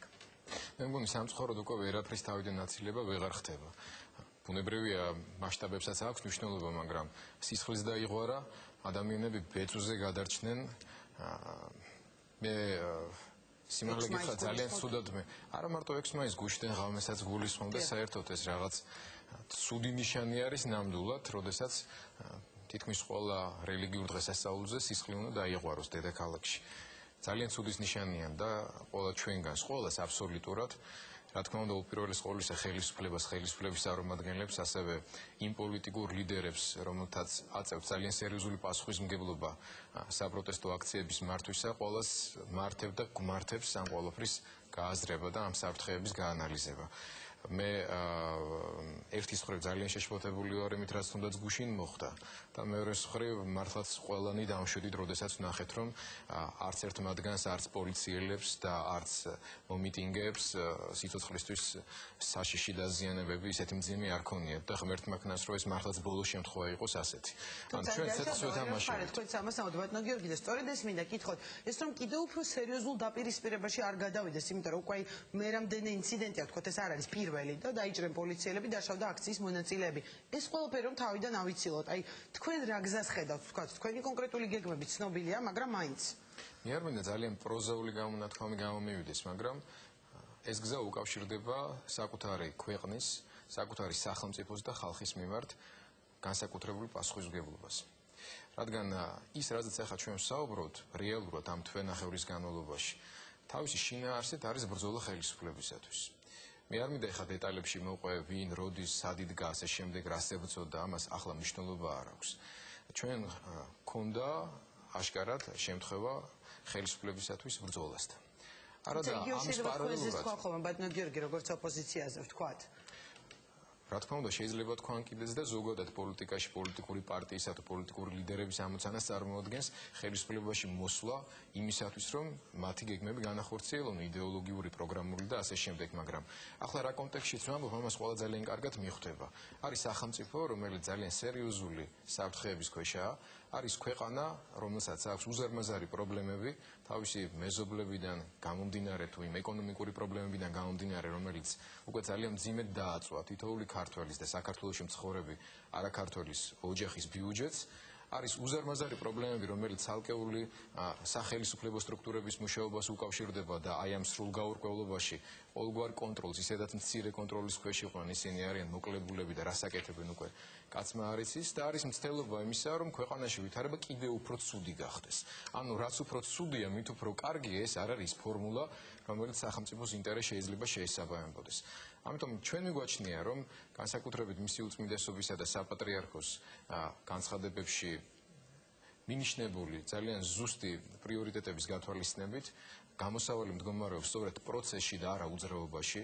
ჩვენ უნდა ვარჩიოთ გაურკვევლობას და სულ უარესის მოლოდინს სვლა წინ და ძალიან სასიამოვნოა ჩემთვის, როდესაც პოლიტიკურ სპექტრში თავად რადიკალური ოპოზიციის რიგებშიც აღმოჩნდნენ უკვე ადამიანები და არა უკვე აღმოჩნდნენ, არამედ დაიწყო რეალური ნაბიჯების გადადგმა იქითკენ, რომ მოხდეს დისტანცირება რადიკალიზმისგან, რათა კიდევ ერთხელ საქართველოში რადიკალიზმის მსხვერპლი არ აღმოჩნდეს ქართული პოლიტიკა და ქართული სახელმწიფო. ეს ხოთაშორის დღეს არ დაწყებულა, დაიწყო ჯერ კიდევ ძალიან დიდი ხნის წინ, როდესაც ქართულ პოლიტიკაში დამკვიდრდა სტერეოტიპი და სამწუხაროდ ჩვენ საზოგადოებაშიც გაიდგა ამან ძალიან ღრმად ფესვები, რომ შენ თუ არ ხარ ძალიან რადიკალი, ფაქტობრივად ექსტრემიზმის ზღვარზე მისული, შენ არ ხარ ოპოზიციონერი. და აი ამ წარმოდგენების მძევალი გახდა ძალიან ბევრი პოლიტიკური ლიდერი და მთელი პოლიტიკური პარტიაც. ამის მაგალითი იყო ის, რაც მოხდა 9 აპრილის სრულიად ილუზორული მოლოდინების შექმნასთან დაკავშირებით, როდესაც შეიქმნა დაუსაბუთებელი მოლოდინები, შემდეგ ოპოზიციის საკმაოდ დიდი ნაწილი, რომელიც თავიდანვე ხვდებოდა, რომ ამ პროცესს არ ექნებოდა ლოგიკური დასასრული, ამ შემთხვევაში იმ მოლოდინების ლოგიკით, რაც ითვალისწინებდა სააკაშვილის გადადგომას, მაგრამ მიუხედავად ამ გააზრებისა, ნაწილი პოლიტიკური სპექტრისა, მათ შორის იგივე ალასანიას გუნდი, რამდენიმე სხვა პოლიტიკური ორგანიზაცია, თუნდაც იგივე ეროვნული ფორუმი, რომელთაც დასაწყისშივე ჰქონდათ განსხვავებული მოსაზრებები, ფაქტობრივად აღმოჩნდნენ მძევლები ჩვენი პოლიტიკური ოპოზიციური სპექტრის ერთი ვიწრო რადიკალური ჯგუფის, რომლებმაც ფაქტობრივად დააშანტაჟეს ეს ადამიანები. ვის გულისხმობთ, ბატონო გიორგი? გულისხმობ პირველ რიგში ქალბატონ ბურჯანაძეს და სხვებს ადამიანებს, რომელთაც ჩემი აზრით, ეს არის ჩემი მოსაზრება, საზოგადოებამ თავად განსაჯოს, არიან პოლიტიკოსთა ნაწილი ჩვენს პოლიტიკურ სპექტრში, რომელთაც უბრალოდ ვერ წარმოუდგენიათ თავიანთი მომავალი თუ ქვეყანაში პროცესები უფრო მეტი ესკალაციისკენ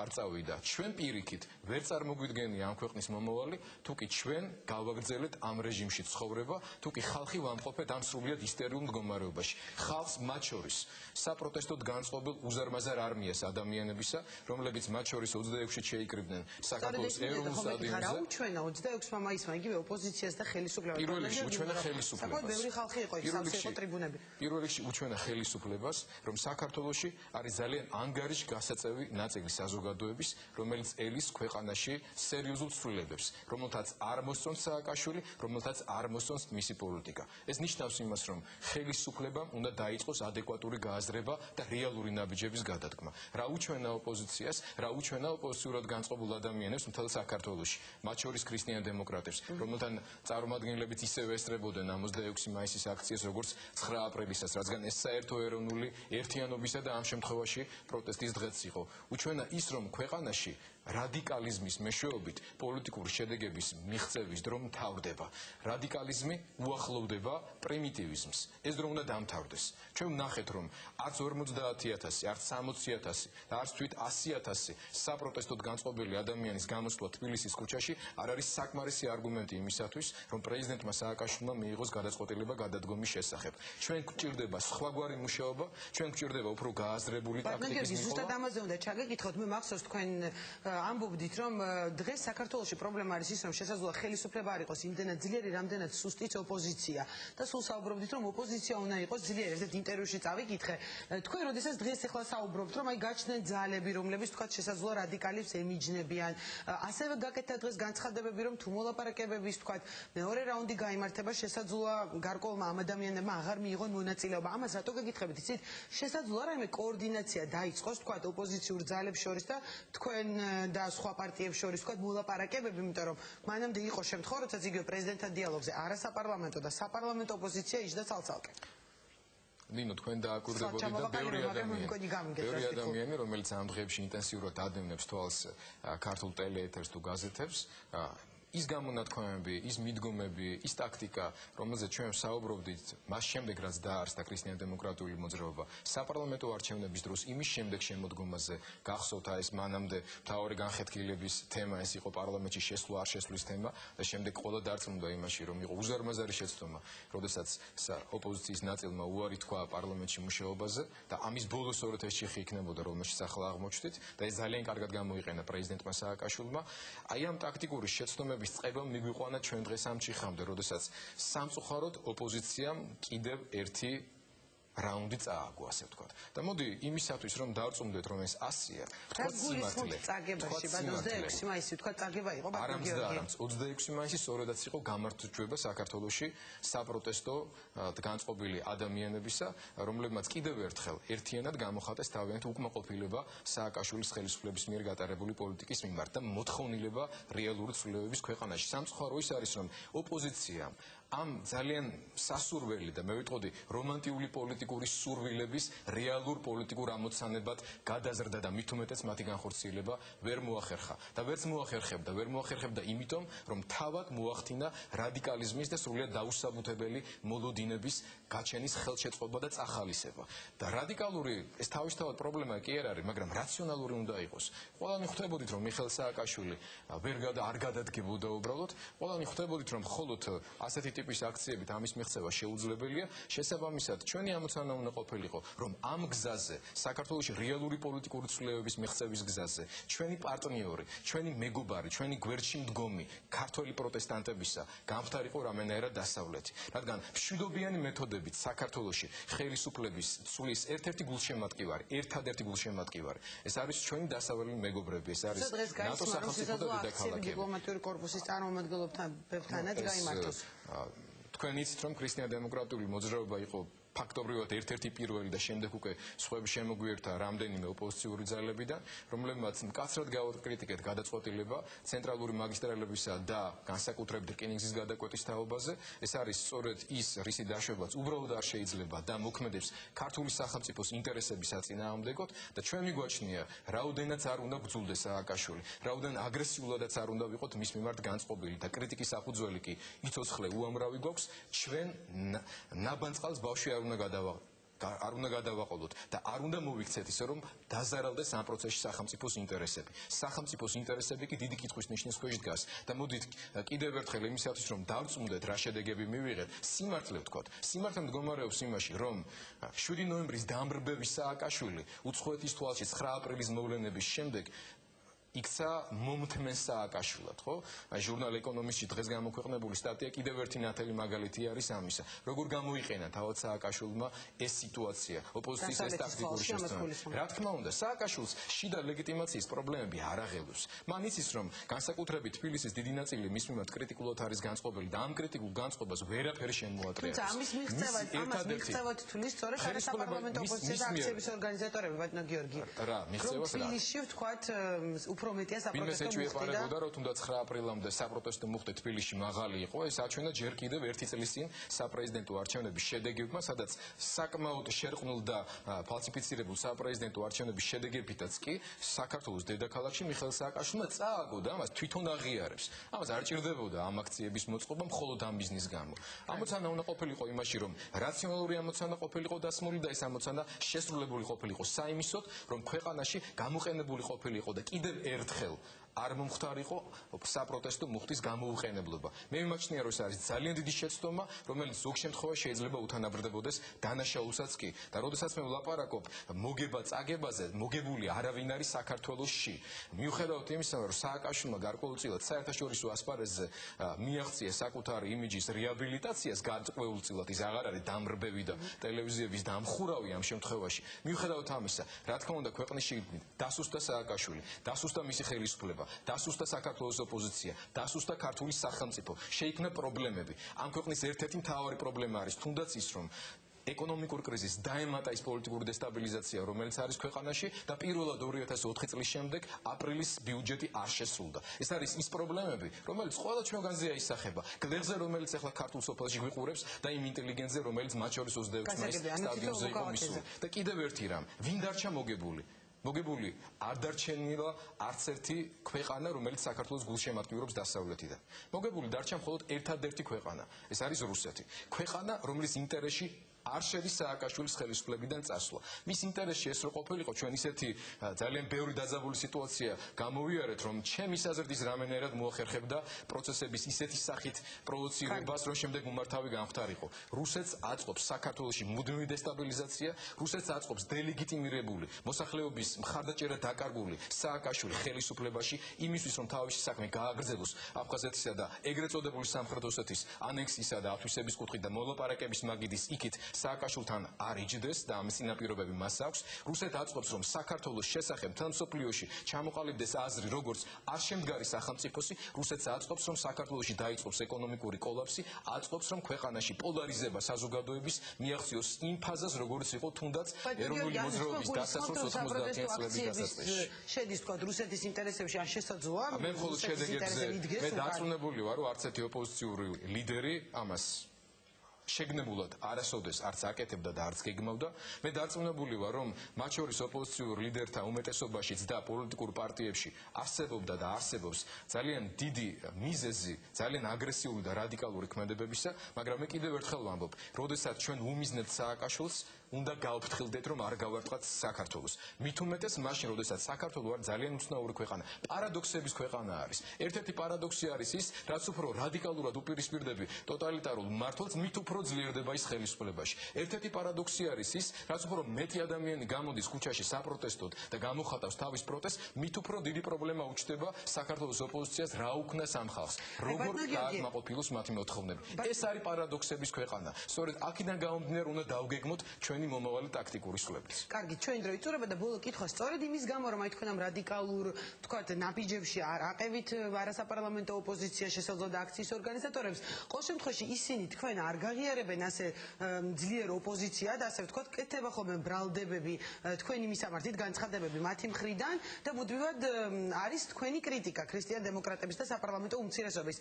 იმოქმედა, ამბობ თქვა, თქვენი პარტიის რეიტინგზეც, იმიტომ რომ იყო საუბარი, საკმაოდ მაღალ რეიტინგული იყო ქრისტიან დემოკრატიული პარტია. ბოლო კითხვა, მაგრამ თქვენ ალბათ აკვირდებით ამას. ანუ ის რომ მათ გვერდით არ დადექით. ნინო, ძალიან ბევრი პოლიტიკური ლიდერი სპეკულირებს რეიტინგებით. მე არ მინდა ამ თემაზე ხა დავკონკრეტდე, ალბათ იქნება კონკრეტულ ციფრებს არ გეკითხებით. უბრალოდ საზოგადოებამ როგორი რეაგირება მოახდინა თქვენს ამ გადაწყვეტილებაზე, ვთქვათ. მე გეტყვით ერთ რამეს, რომ როდესაც პოლიტიკური ორგანიზაცია არის თანმიმდევრული, როდესაც ფაქტობრივად მის მიერ საზოგადოებისთვის შეთავაზებული სცენარები და სავარაუდო სცენარები ყოველთვის მართლდება და ეს ასე მოხდა ამ შემთხვევაშიც, ის რაც ჩვენ ვთქვით ჯერ კიდევ თებერვალში, იანვარში, როდესაც რადიკალურმა ოპოზიციამ გამოაცხადა ის გეგმა და ის სავარაუდო შედეგი, რომელიც წინასწარ ვიცოდით, რომ იყო მიუღწეველი, მით უმეტეს ამ გზებით, ეხლა ჩემთვის მაგალითად გაცილებით გასაგები იქნებოდა, რომ მიიღოთ ეროვნული ფორუმის დავშოთ შეთავაზებული სცენარი, თუ კი რადიკალიზაციის საერთო სახალხო ასე თქვა დაუმორჩილებლობის მიუხედავად იმისა, რომ ჩვენ ქრისტიან დემოკრატები ვართ წინააღმდეგი ნებისმიერი რევოლუციონალიზმის, რადგან შემობრუნებულ ფარას როგორც ყოველთვის წინ კოჭლი ცხვარი მოექცევა ხოლმე და ეს არაერთხელ ვნახეთ. მათ შორის ამაზე იყო საუბარი პატრიარქის იმ განცხადებაში, რომელიც ხელისუფლებამ რატომღაც თავის სასარგებლოდ აღიქვა, სადაც პირდაპირ ითქვა, რომ არც ერთმა რევოლუციამ საქართველოს არ მოუტანა დადებითი და კარგი შედეგი.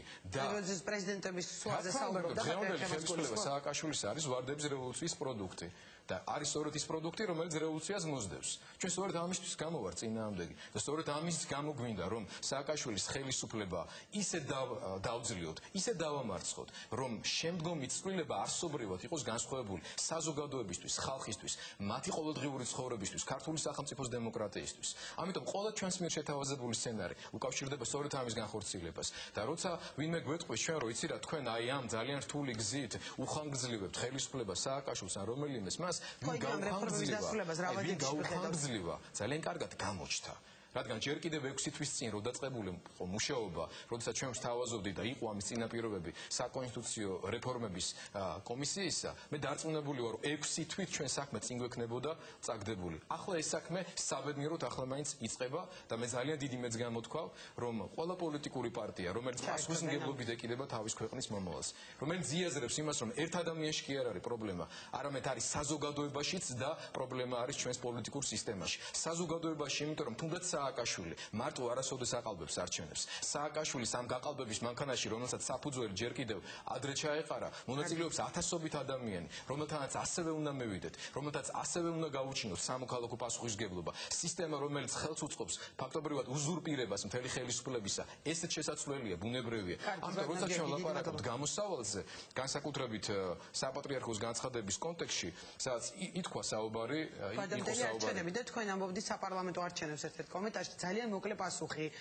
როგორ მიიღეთ ეს განცხადება კონკრეტულად იყო იქ საუბარი თქვა საპარლამენტო ან საპრეზიდენტო ან თვითმმართველობის არჩევნების დანიშვნაზე, თუ თვლით რომ რომელიმე ვადამდელი არჩევნები განმუხტავს სიტუაციას ქვეყანაში. თუნდაც არა საპრეზიდენტო. სიტუაციის განმუხტვა იქნება მხოლოდ პროცესში. ვერც ერთი ცალკე აღებული არჩევნები ან რაიმე სხვა ვერ გამოხტავს. იმას შეიძლება პირიქით ახალ ჩიხში შეგვიყვანოს.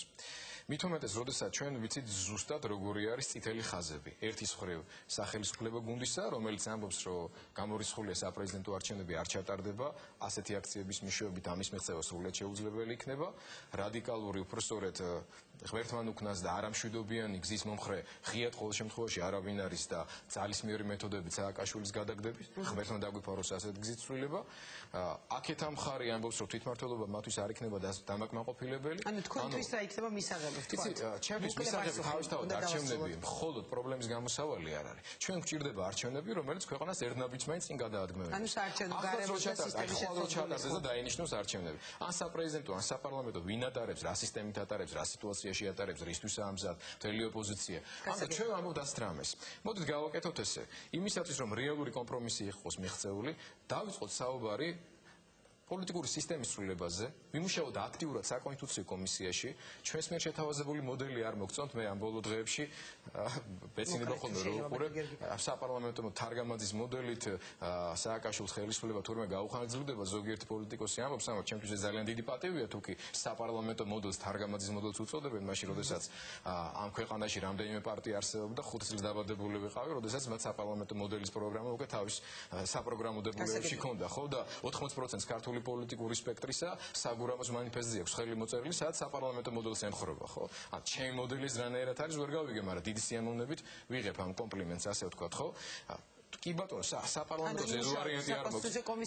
ჩვენი ამოცანა რა არის? რას დავარქმევთ რამე მოდელს კი არა. არამედ ჩვენი ამოცანაა დაბალანსებული ხელისუფლება, დაბალანსებული პოლიტიკური სისტემა, დანაწილებული ხელისუფლება, პარლამენტის როლის გაძლიერება. მივიდეთ ამ კონსტიტუციურ სრულებებამდე, მოვამზადოთ ეს სრულება, ამის პარალელურად აქტიურად ვიმუშაოთ საარჩევნო გარემოს შეცვლაზე, სადაც არ იგულისხმება ეს მარტო საარჩევნო კოდექსი ან ადმინისტრაციის დაკომპლექტება, იგულისხმება მედიასთან დაკავშირებული პრობლემების მოგვარება, იგულისხმება დაფინანსების თემები და ასე შემდეგ და ასე შემდეგ და ამ კონტექსტში, ანუ ამ პრობლემების მოგვარების ფონზე ავტომატურად დადგება დღის წესრიგში ახალი არჩევნები და ჩვენი აზრით ეს არჩევნები უნდა იყოს საპარლამენტო არჩევნები. სწორედ იმისთვის, რომ ქვეყანაში შეზღუდული საპრეზიდენტო ხელისუფლების პირობებშიც კი პარლამენტს ჰქონდეს განსაზღვრელი გავლენა ქვეყნის პოლიტიკის შემუშავებასა და გატარებაზე. და ორი სიტყვით უბრალოდ სანამ დაგემშვიდობებით მე მინდა კი ბატონო ორი სიტყვით გეტყვით მაშინ ამ სიტყვის პირდაპირ მნიშვნელობით ჩვენთვის სრულიად მიუღებელი არის ის გამონათქვამები რომელიც გაისმა პატრიარქის ხადაგებასთან დაკავშირებით ზოგადად საპატრიარქოსთან დაკავშირებით ამ დღეების განმავლობაში ტყვეობაში ყავდათ პატრიარქი ამას გულისხმობთ ჩვენ მიგვაჩნია ირიბად თუ პირდაპირ შეგნებულად თუ შეუგნებლად ეს არის პირდაპირი შეტევა პატრიარქის და საპატრიარქოს ავტორიტეტზე რაც არის დაუშვებელი ბუნებრივია ეს ვერაფერს დააკლებს თავად პატრიარქის ავტორიტეტს, მაგრამ ჩვენ მიგვაჩნია რომ ეს იყო უზარმაზარი შეცდომა, რომელიც ამავე დროს ჩვენის აზრით ძალიან ახლოს დგას დანაშაულთან ქვეყნის და ერის წინაშე. კარგი, ძალიან დიდი მადლობა ბატონო გიორგი, ქრისტიან-დემოკრატების ლიდერი გიორგი თარგამაძე საუბრობდა პირდაპირ ეთერში. ჩვენ ახლა შეგვიძლია მოვისმინოთ რა პასუხი გასცა ხელისუფლებამ თქვა საპატრიარქოს მორიგ განცხადებას და ამ კომენტარების შემდეგ უკვე გიორგი გაბაშვილი იქნება ჩემი სტუდიის სტუმარი. პირველ რიგში ჩვენ ვართ ძალიან მადლიერი საპატრიარქოსი იმის გამო რომ სწორედ პატრიარქის განცხადება მართლაც მოახერხა განმოხტვა იმ საკმაოდ დაძაბული სიტუაციისა რომელიც 26 მაისის ოპოზიციურ თავშეყრას მოყვა ჩვენი უპირველესი მოწოდება დღეისათვის ალბათ არის სწორედ სანდო გარემოს შექმნა ზოგადად საარჩევნო პროცესის მიმართ ეს არის შესაძლებელი მხოლოდ და მხოლოდ ძალიან ინტენსიური დიალოგის შედეგად მხარეებს შორის.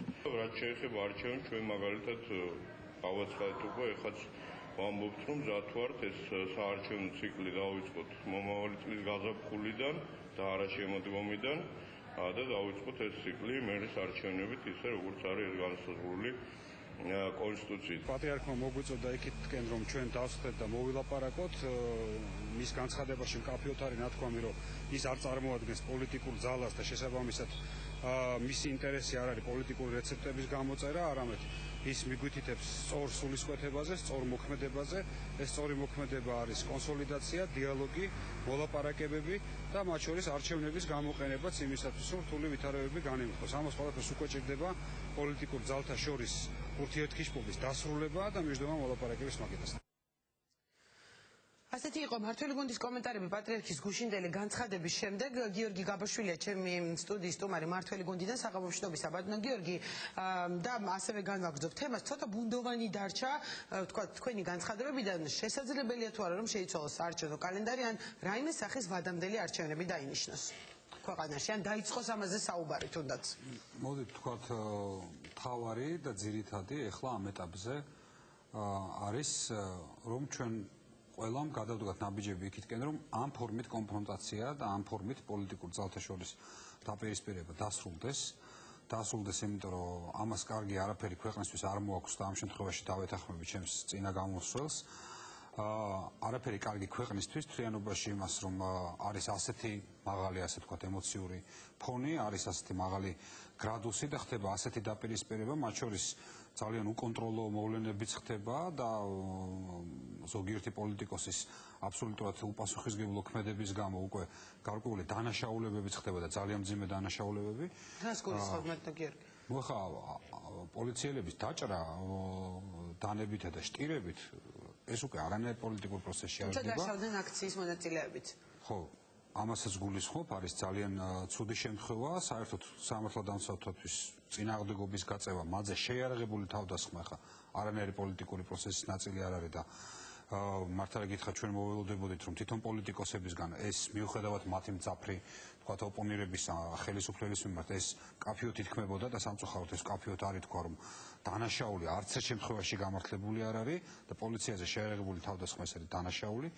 ეს გრადუსი, ეს განწყობა არის ნამდვილად მიუღებელი ქვეყნისთვის და ამის შესახებ საუბრობ ჩვენ უკვე ძალიან დიდი ხანია, ამის შესახებ საუბრობდა პირველ რიგში რაც უნდა ყურად ვიღოთ კათოლიკოს პატრიარქი, რომ ჩვენ ვართ ყველა ერთი ქვეყნის შვილები, ყველა მიუხედავად პოლიტიკური მოსაზრებებისა, ქვეყანა არ უნდა იყოს დაგლეჯილი და დაყოფილი პარტიებად, შენიანებად, ჩემიანებად, მომხრეებად და მოწინააღმდეგეებად.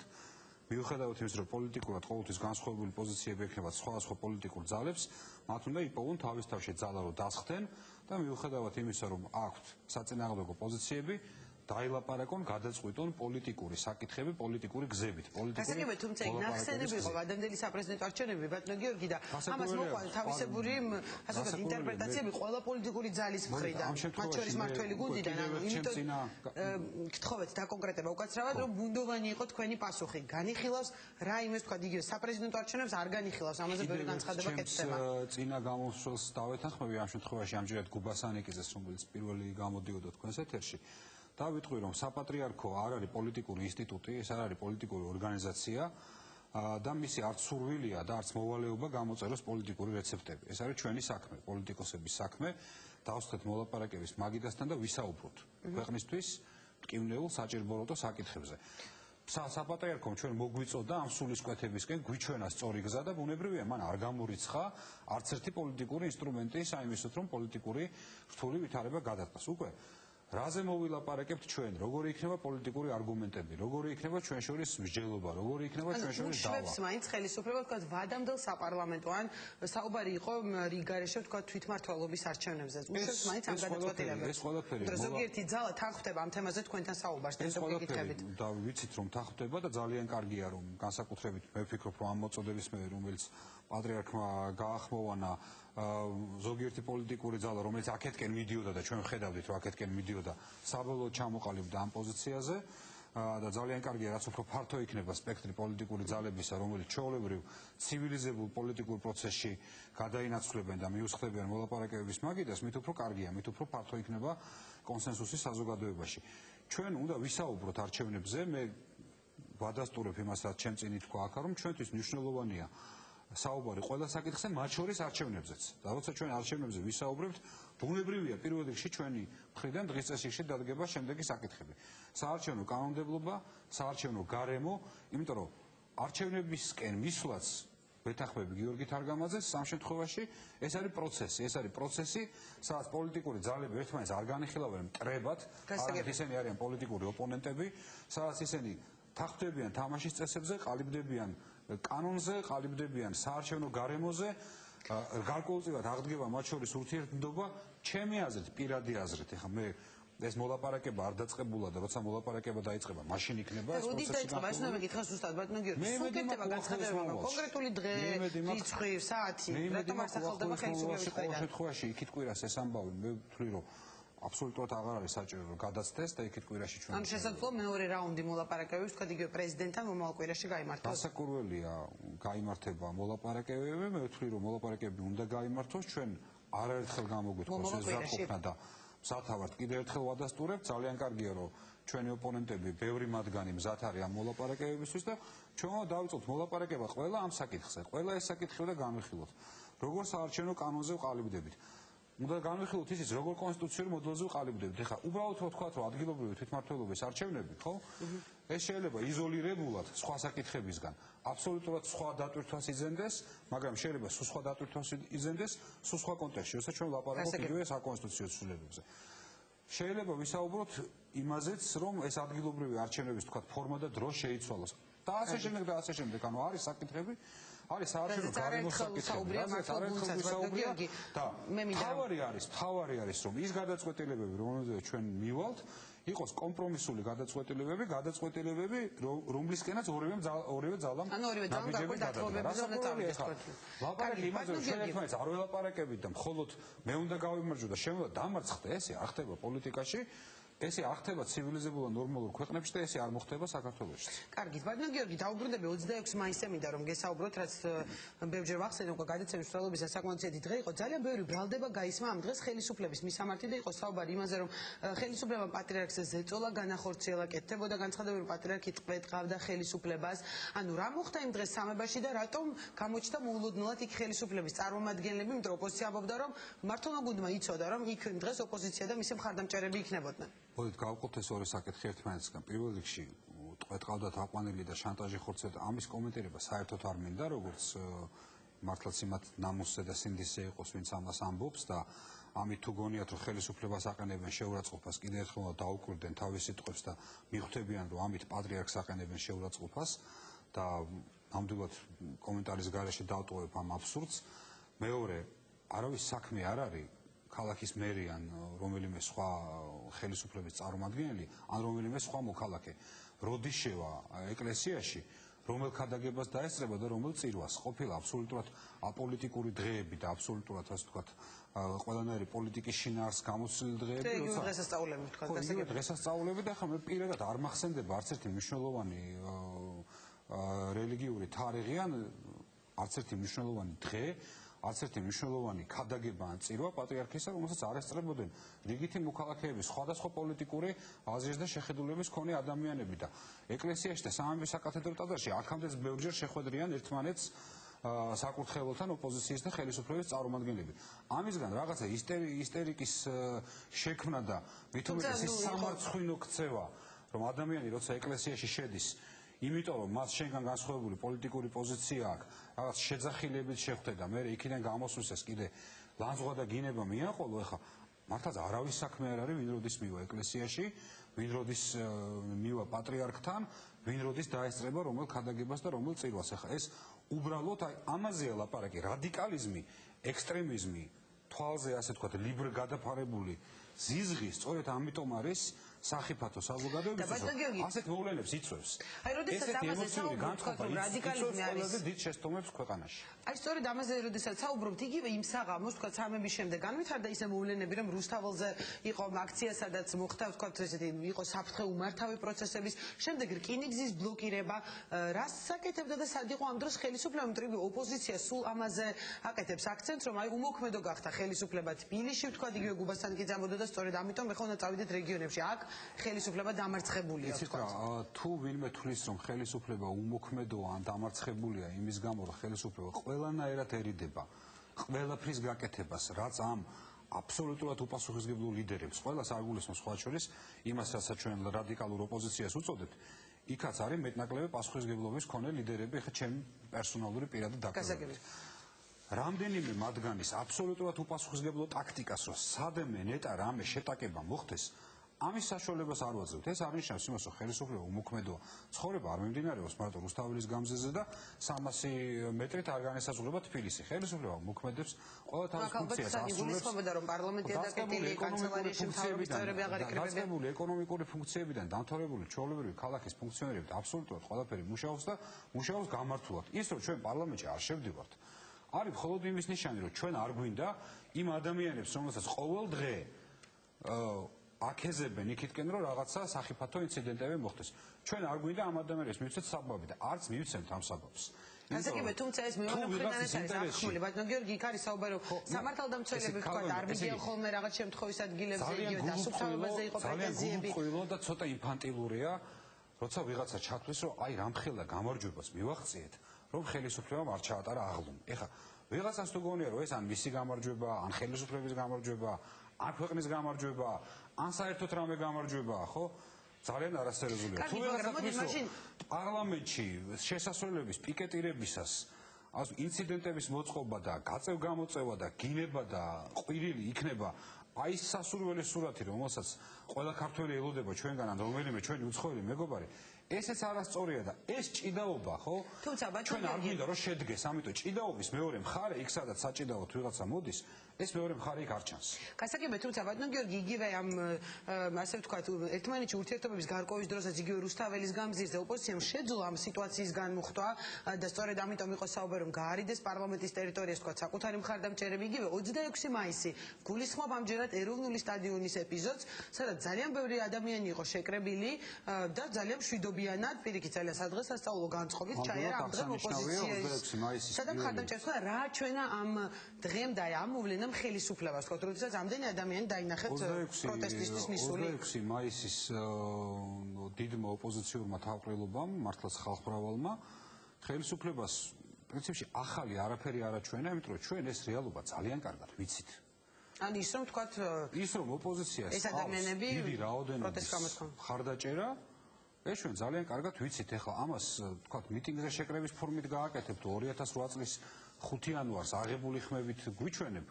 ეს ჩვენ ძალიან კარგად ელოდით რომ ამდენი ხალხი მივიდოდა, იმიტომ რომ თვითონ ოპოზიციაში არ ელოდნენ, გუბასანი კი ძამობდა და ხშირად ამბობენ რომ ხელისუფლებას ვთქვათ რეალობის განცდა აქვს ხოლმე დაკარგული. არა, რასაკურველია. ან მოლოდინი იყო თქვენი. მე პირადად ნამდვილად ველოდი, იმიტომ რომ მე პირადად ვიცი რამდენი ხმა აიღო ოპოზიციამ ერთ არჩევნებზე, ვიცი რამდენი ხმა აიღო ოპოზიციამ მეორე არჩევნებზე. ვიცი ტრადიციულად ესეთ მომზადებულ დათქმულ თარიღებზე, სადღესასწაულო, საზეიმო თარიღებზე რამდენი მხარდაჭერის მობილიზება შეუძლია და ეხლა ამით არავინ არავის არაფერს არ უმტკიცებს. ეს ჩვენ ძალიან კარგად ვიცით ეხლა და ის ილუზიაც არ მინდა ჩემთან შეუქმნა რომ რაც იმ თქვა სტადიონზე იყო შეკრებილი, სულ ეს არის მთელი ოპოზიციის მხარდაჭერა. სულ ეს არ არის არჩევნებში. შედეგი ბევრად მეტია, ანუ ვიღაცა მზად არის 26 მაისს მივიდეს და თავის განწყობა გამოხატოს, ვიღაცა მზად არის პერმანენტულად ყოველდღიურ აქციებში მონაწილეობა მიიღოს, რაც გაცილებით 10ჯერ და 20ჯერ ნაკლები რაოდენობის ადამიანები არის მზად რომ ყოველდღიურ მოქმედებაში მონაწილეობა მიიღონ და კიდევ უფრო მეტი ვიდრე იყო სტადიონზე მზად არის მათი მხრიდან მივიდეს და მხარი დაუჭიროს არჩევნებზე, რაც გააკეთეს კიდევაც საპარლამენტო არჩევნებზე. სამწუხაროდ ლიდერების ნაწილს არ იყო იმის რაღაც პოლიტიკური სიბრძნე, რომ ის მიღებული მანდატი, რომელიც მათ მიიღეს, გამოეყენებინათ და ამ ადამიანების აზრი შეეტანათ პარლამენტში რისი მანდატით მისმა მომხრეებამ მისცეს. ეხლა ეს მათი შეცდომა. მეორე მხრივ, არავინ არ უნდა შეუქმნას თავის თავს ილუზია, რომ პოლიტიკური სიმპათია, მომხრეობა და ასე შემდეგ განიზომება მხოლოდ იმით, როგორი ფორმის ქუჩის აქციას შექმნი და ეს შეჯიბრებითობა საერთოდ ჩვენთვის მიუღებელია, აი ქუჩაში ვინ უფრო მეტ ადამიანს გამოიყვანს. ეხლა ამაზე ორიენტაცია 21 საუკუნეში ქართულ პოლიტიკაში არის კიდევ ერთხელ ვიძახი ინფანტილიზმი. ამიტომ სერიოზული, სოლიდური პოლიტიკური ძალები, ჩემი აზრით, მათ ეს გაკვეთილებიც გამოიარეს, ბევრი რაღაცაც ნახეს, ჩვენს ძალიან ბევრი დასკვნა გამოვიტანეთ. ნორმალური, სოლიდური პოლიტიკური ძალები, ის ვინც არ მოინდომებს რომ მარგინალიზირდეს, ის ვინც არ მოინდომებს რომ მხოლოდ რაღაც თავის თავში ჩაიკეტოს და თავისივე რადიკალიზმისა და თავისივე რაღაც დაჩემებების მსხვერპლი გახდეს, ის ძალები გადადგავდნენ შემდგომ ნაბიჯებს ნორმალურ პოლიტიკურ მოლაპარაკებებს მაგიდას მიუხდებიან და დაიწყება ცივილიზებული პოლიტიკური პროცესი. მეტია ასეთ განსაკუთრებულ რეჟიმში ცხოვრობს, თქვათ, მოდით დედაქალაქი, რასაც პოლიტიკურ კრიზისს უწოდებს ოპოზიცია, ხელისუფლება კრიზისს არ აღიარებს, მაგრამ ფაქტი ერთია, რომ დაიღალა საზოგადოება, ალბათ დაიღალა ოპოზიციის ნაწილიც, ალბათ დაიღალა ხელისუფლების ნაწილიც, ანუ ძალიან უბრალოდ რომ ვიკითხოს, სად არის ფინალი და როდის არის ეს ფინალი, რომ დასრულდეს ეს ყველაფერი. ერთი ფრაზის კომენტირებაც მინდა და აქაც ამ შეკითხვასთანაც კავშირში არის. ჩვენ ვეუბნებით ხელისუფლებას რომ არის პრობლემები და ხელისუფლება აბსოლუტ ცხოვრება მშვენიერია. ახლა ესეთი უტრირება ხელისუფლების პოზიციის არის ძალიან არასერიოზული. ეს გულისხმობდა, როდესაც კრიზის პოლიტიკას გადაწყვეტს ხელისუფლება. ნამდვილად ვერ იქნება, როცა 2007 წელს პირდაპირ ინვესტიციები ჩვენს ქვეყანაში იყო 2 მილიარდზე მეტი და ახლა მილიარდზე მეტი არ არის. ცხოვრება მშვენიერი ნამდვილად არ არის. როცა ეკონომიკური ზრდა არის ქვეყანაში 12% 2 წლის წინ და ახლა ეკონომიკური ზრდა იქნება თუ არა წლის ბოლოს ქვეყანაში ეს არ ვიცით ჯერ და პროგნოზის გაკეთება შეუძლებელია. ცხოვრება მშვენიერი ნამდვილად არ არის ასეთ კონტექსტში. მაგრამ არის პოლიტიკური კრიზისი თვლის ხელისუფლება. როცა არა, პოლიტიკური ურთიერთობების კრიზისი ნამდვილად არის. ეხლა პოლიტიკური კრიზისი სხვა რამეს ქვია. პოლიტიკური კულტურის კრიზისი. მაშინ როცა პოლიტიკური ძალები ვერ ახერხებენ ერთმანეთთან უნდობლობის გამო, ერთმანეთის უპატივცემულობის გამო, ელემენტარული პოლიტიკური ნორმების უგულებაყოფის გამო ვერ ახერხებენ ნორმალურ კონტექსტში, ნორმალურ ვითარებაში განიხილონ ის, რაც უნდა განიხილონ ნორმალურ ვითარებაში, ეს არის პოლიტიკური კულტურის კრიზისი, და სად არის ფინალი, ასე ვთქვათ, ამ ყველაფრის? ეს ორხრივი ნებით როგორი არ ვიცი, მაგრამ აი ყოველ შემთხვევაში აი ეს პროცესები როდი შეიძლება გაიმოხდეს? ორხრივი ნებით და ორმხრივი სურვილი. ანუ მაინც მოლაპარაკებების გზით თქვენ თუ ვიღაცას გონია რომ პოლიტიკური კულტურის კრიზისი დაიძლევა იმაში რომ ლიანდაგებზე დავაწყობთ ქვებს ან მოვახდენთ თბილისის აეროპორტის ბლოკირებას ან რაიმე სხვა საშუალებით კიდევ უფრო გაურთულებთ ჩვენს მოქალაქეებს ცხოვრებას და ყოფას ის ვერ იქნება პასუხისმგებელი პოლიტიკური ძალა. ის ვინც თვლის რომ მიუხედავად იმისა რომ არ მოწონს ხელისუფლებას აქვს ძალიან დიდი პასუხისმგებლობა ხელისუფლებას აქვს ლომის წილი პასუხისმგებლობისა და ამ ორი თვის განმავლობაში გარედანაც და შიგნიდანაც ძალიან კარგად ჩანს ის რომ ხელისუფლებამ თავი გაართვა იმას რომ მიუხედავად პირდაპირ სურვილისა რაღაც ჯგუფებისა რომ ქვეყანაში უკანონო პროცესები დაწყებულიყო ხელისუფლებამ გაართვა თავი იმ ამოცანას რომ ეს პროცესები არ დაიწყო ბევრი პრობლემებით და ბევრი ინციდენტებით და ბევრი ძალიან უსიამოვნო და ბოლომდე გამოსაძიებელი ფაქტებით, მაგრამ თლიან კონტექსტში გაართვა თავი ოპოზიციის დიდმა ნაწილმაც თუ რაღაცეებს ისევ გამოვაკლებთ ასე ძალიან უსიამოვნო ინციდენტების სახით ეს გზა დაპირისპირების ჩვენ გამოვიარეთ. ეს გზა დაპირისპირების ჩვენ ორივე მხარე ვნახეთ რომ არის აბსოლუტურად კონტრპროდუქტიული. ეს გზა დაპირისპირების ეს ემოციური მუხტი არანაირ შედეგს არ იძლევა. არც ერთმა მხარემ არ უნდა შეეცადოს რომ მეორე მხარე წარმოაჩინოს დამარცხებულად ამ პროცესში, იმიტომ რომ ჩვენ ვართ ერთი საზოგადოება, ჩვენ ვართ ერთი ქვეყანა და პოლიტიკოსებს ქირაობენ იმისათვის რომ მათ მოახერხონ ამ საზოგადოებაში არა ბზარების გაჩენა, არამედ რაღაც მაკონსოლიდირებელი იდეების მოტანა. კარგი, ძალიან დიდი მადლობა გიორგი გაბაშვილი მართველი გუნდიდან საუბრობდა ჩვენ სტუდიაში, დასრულდა პოზიცია დღეს, ჩვენ მომავალ პარასკევს კვლავ შევხვდებით ერთმანეთს. მადლობა ყურადღებისთვის.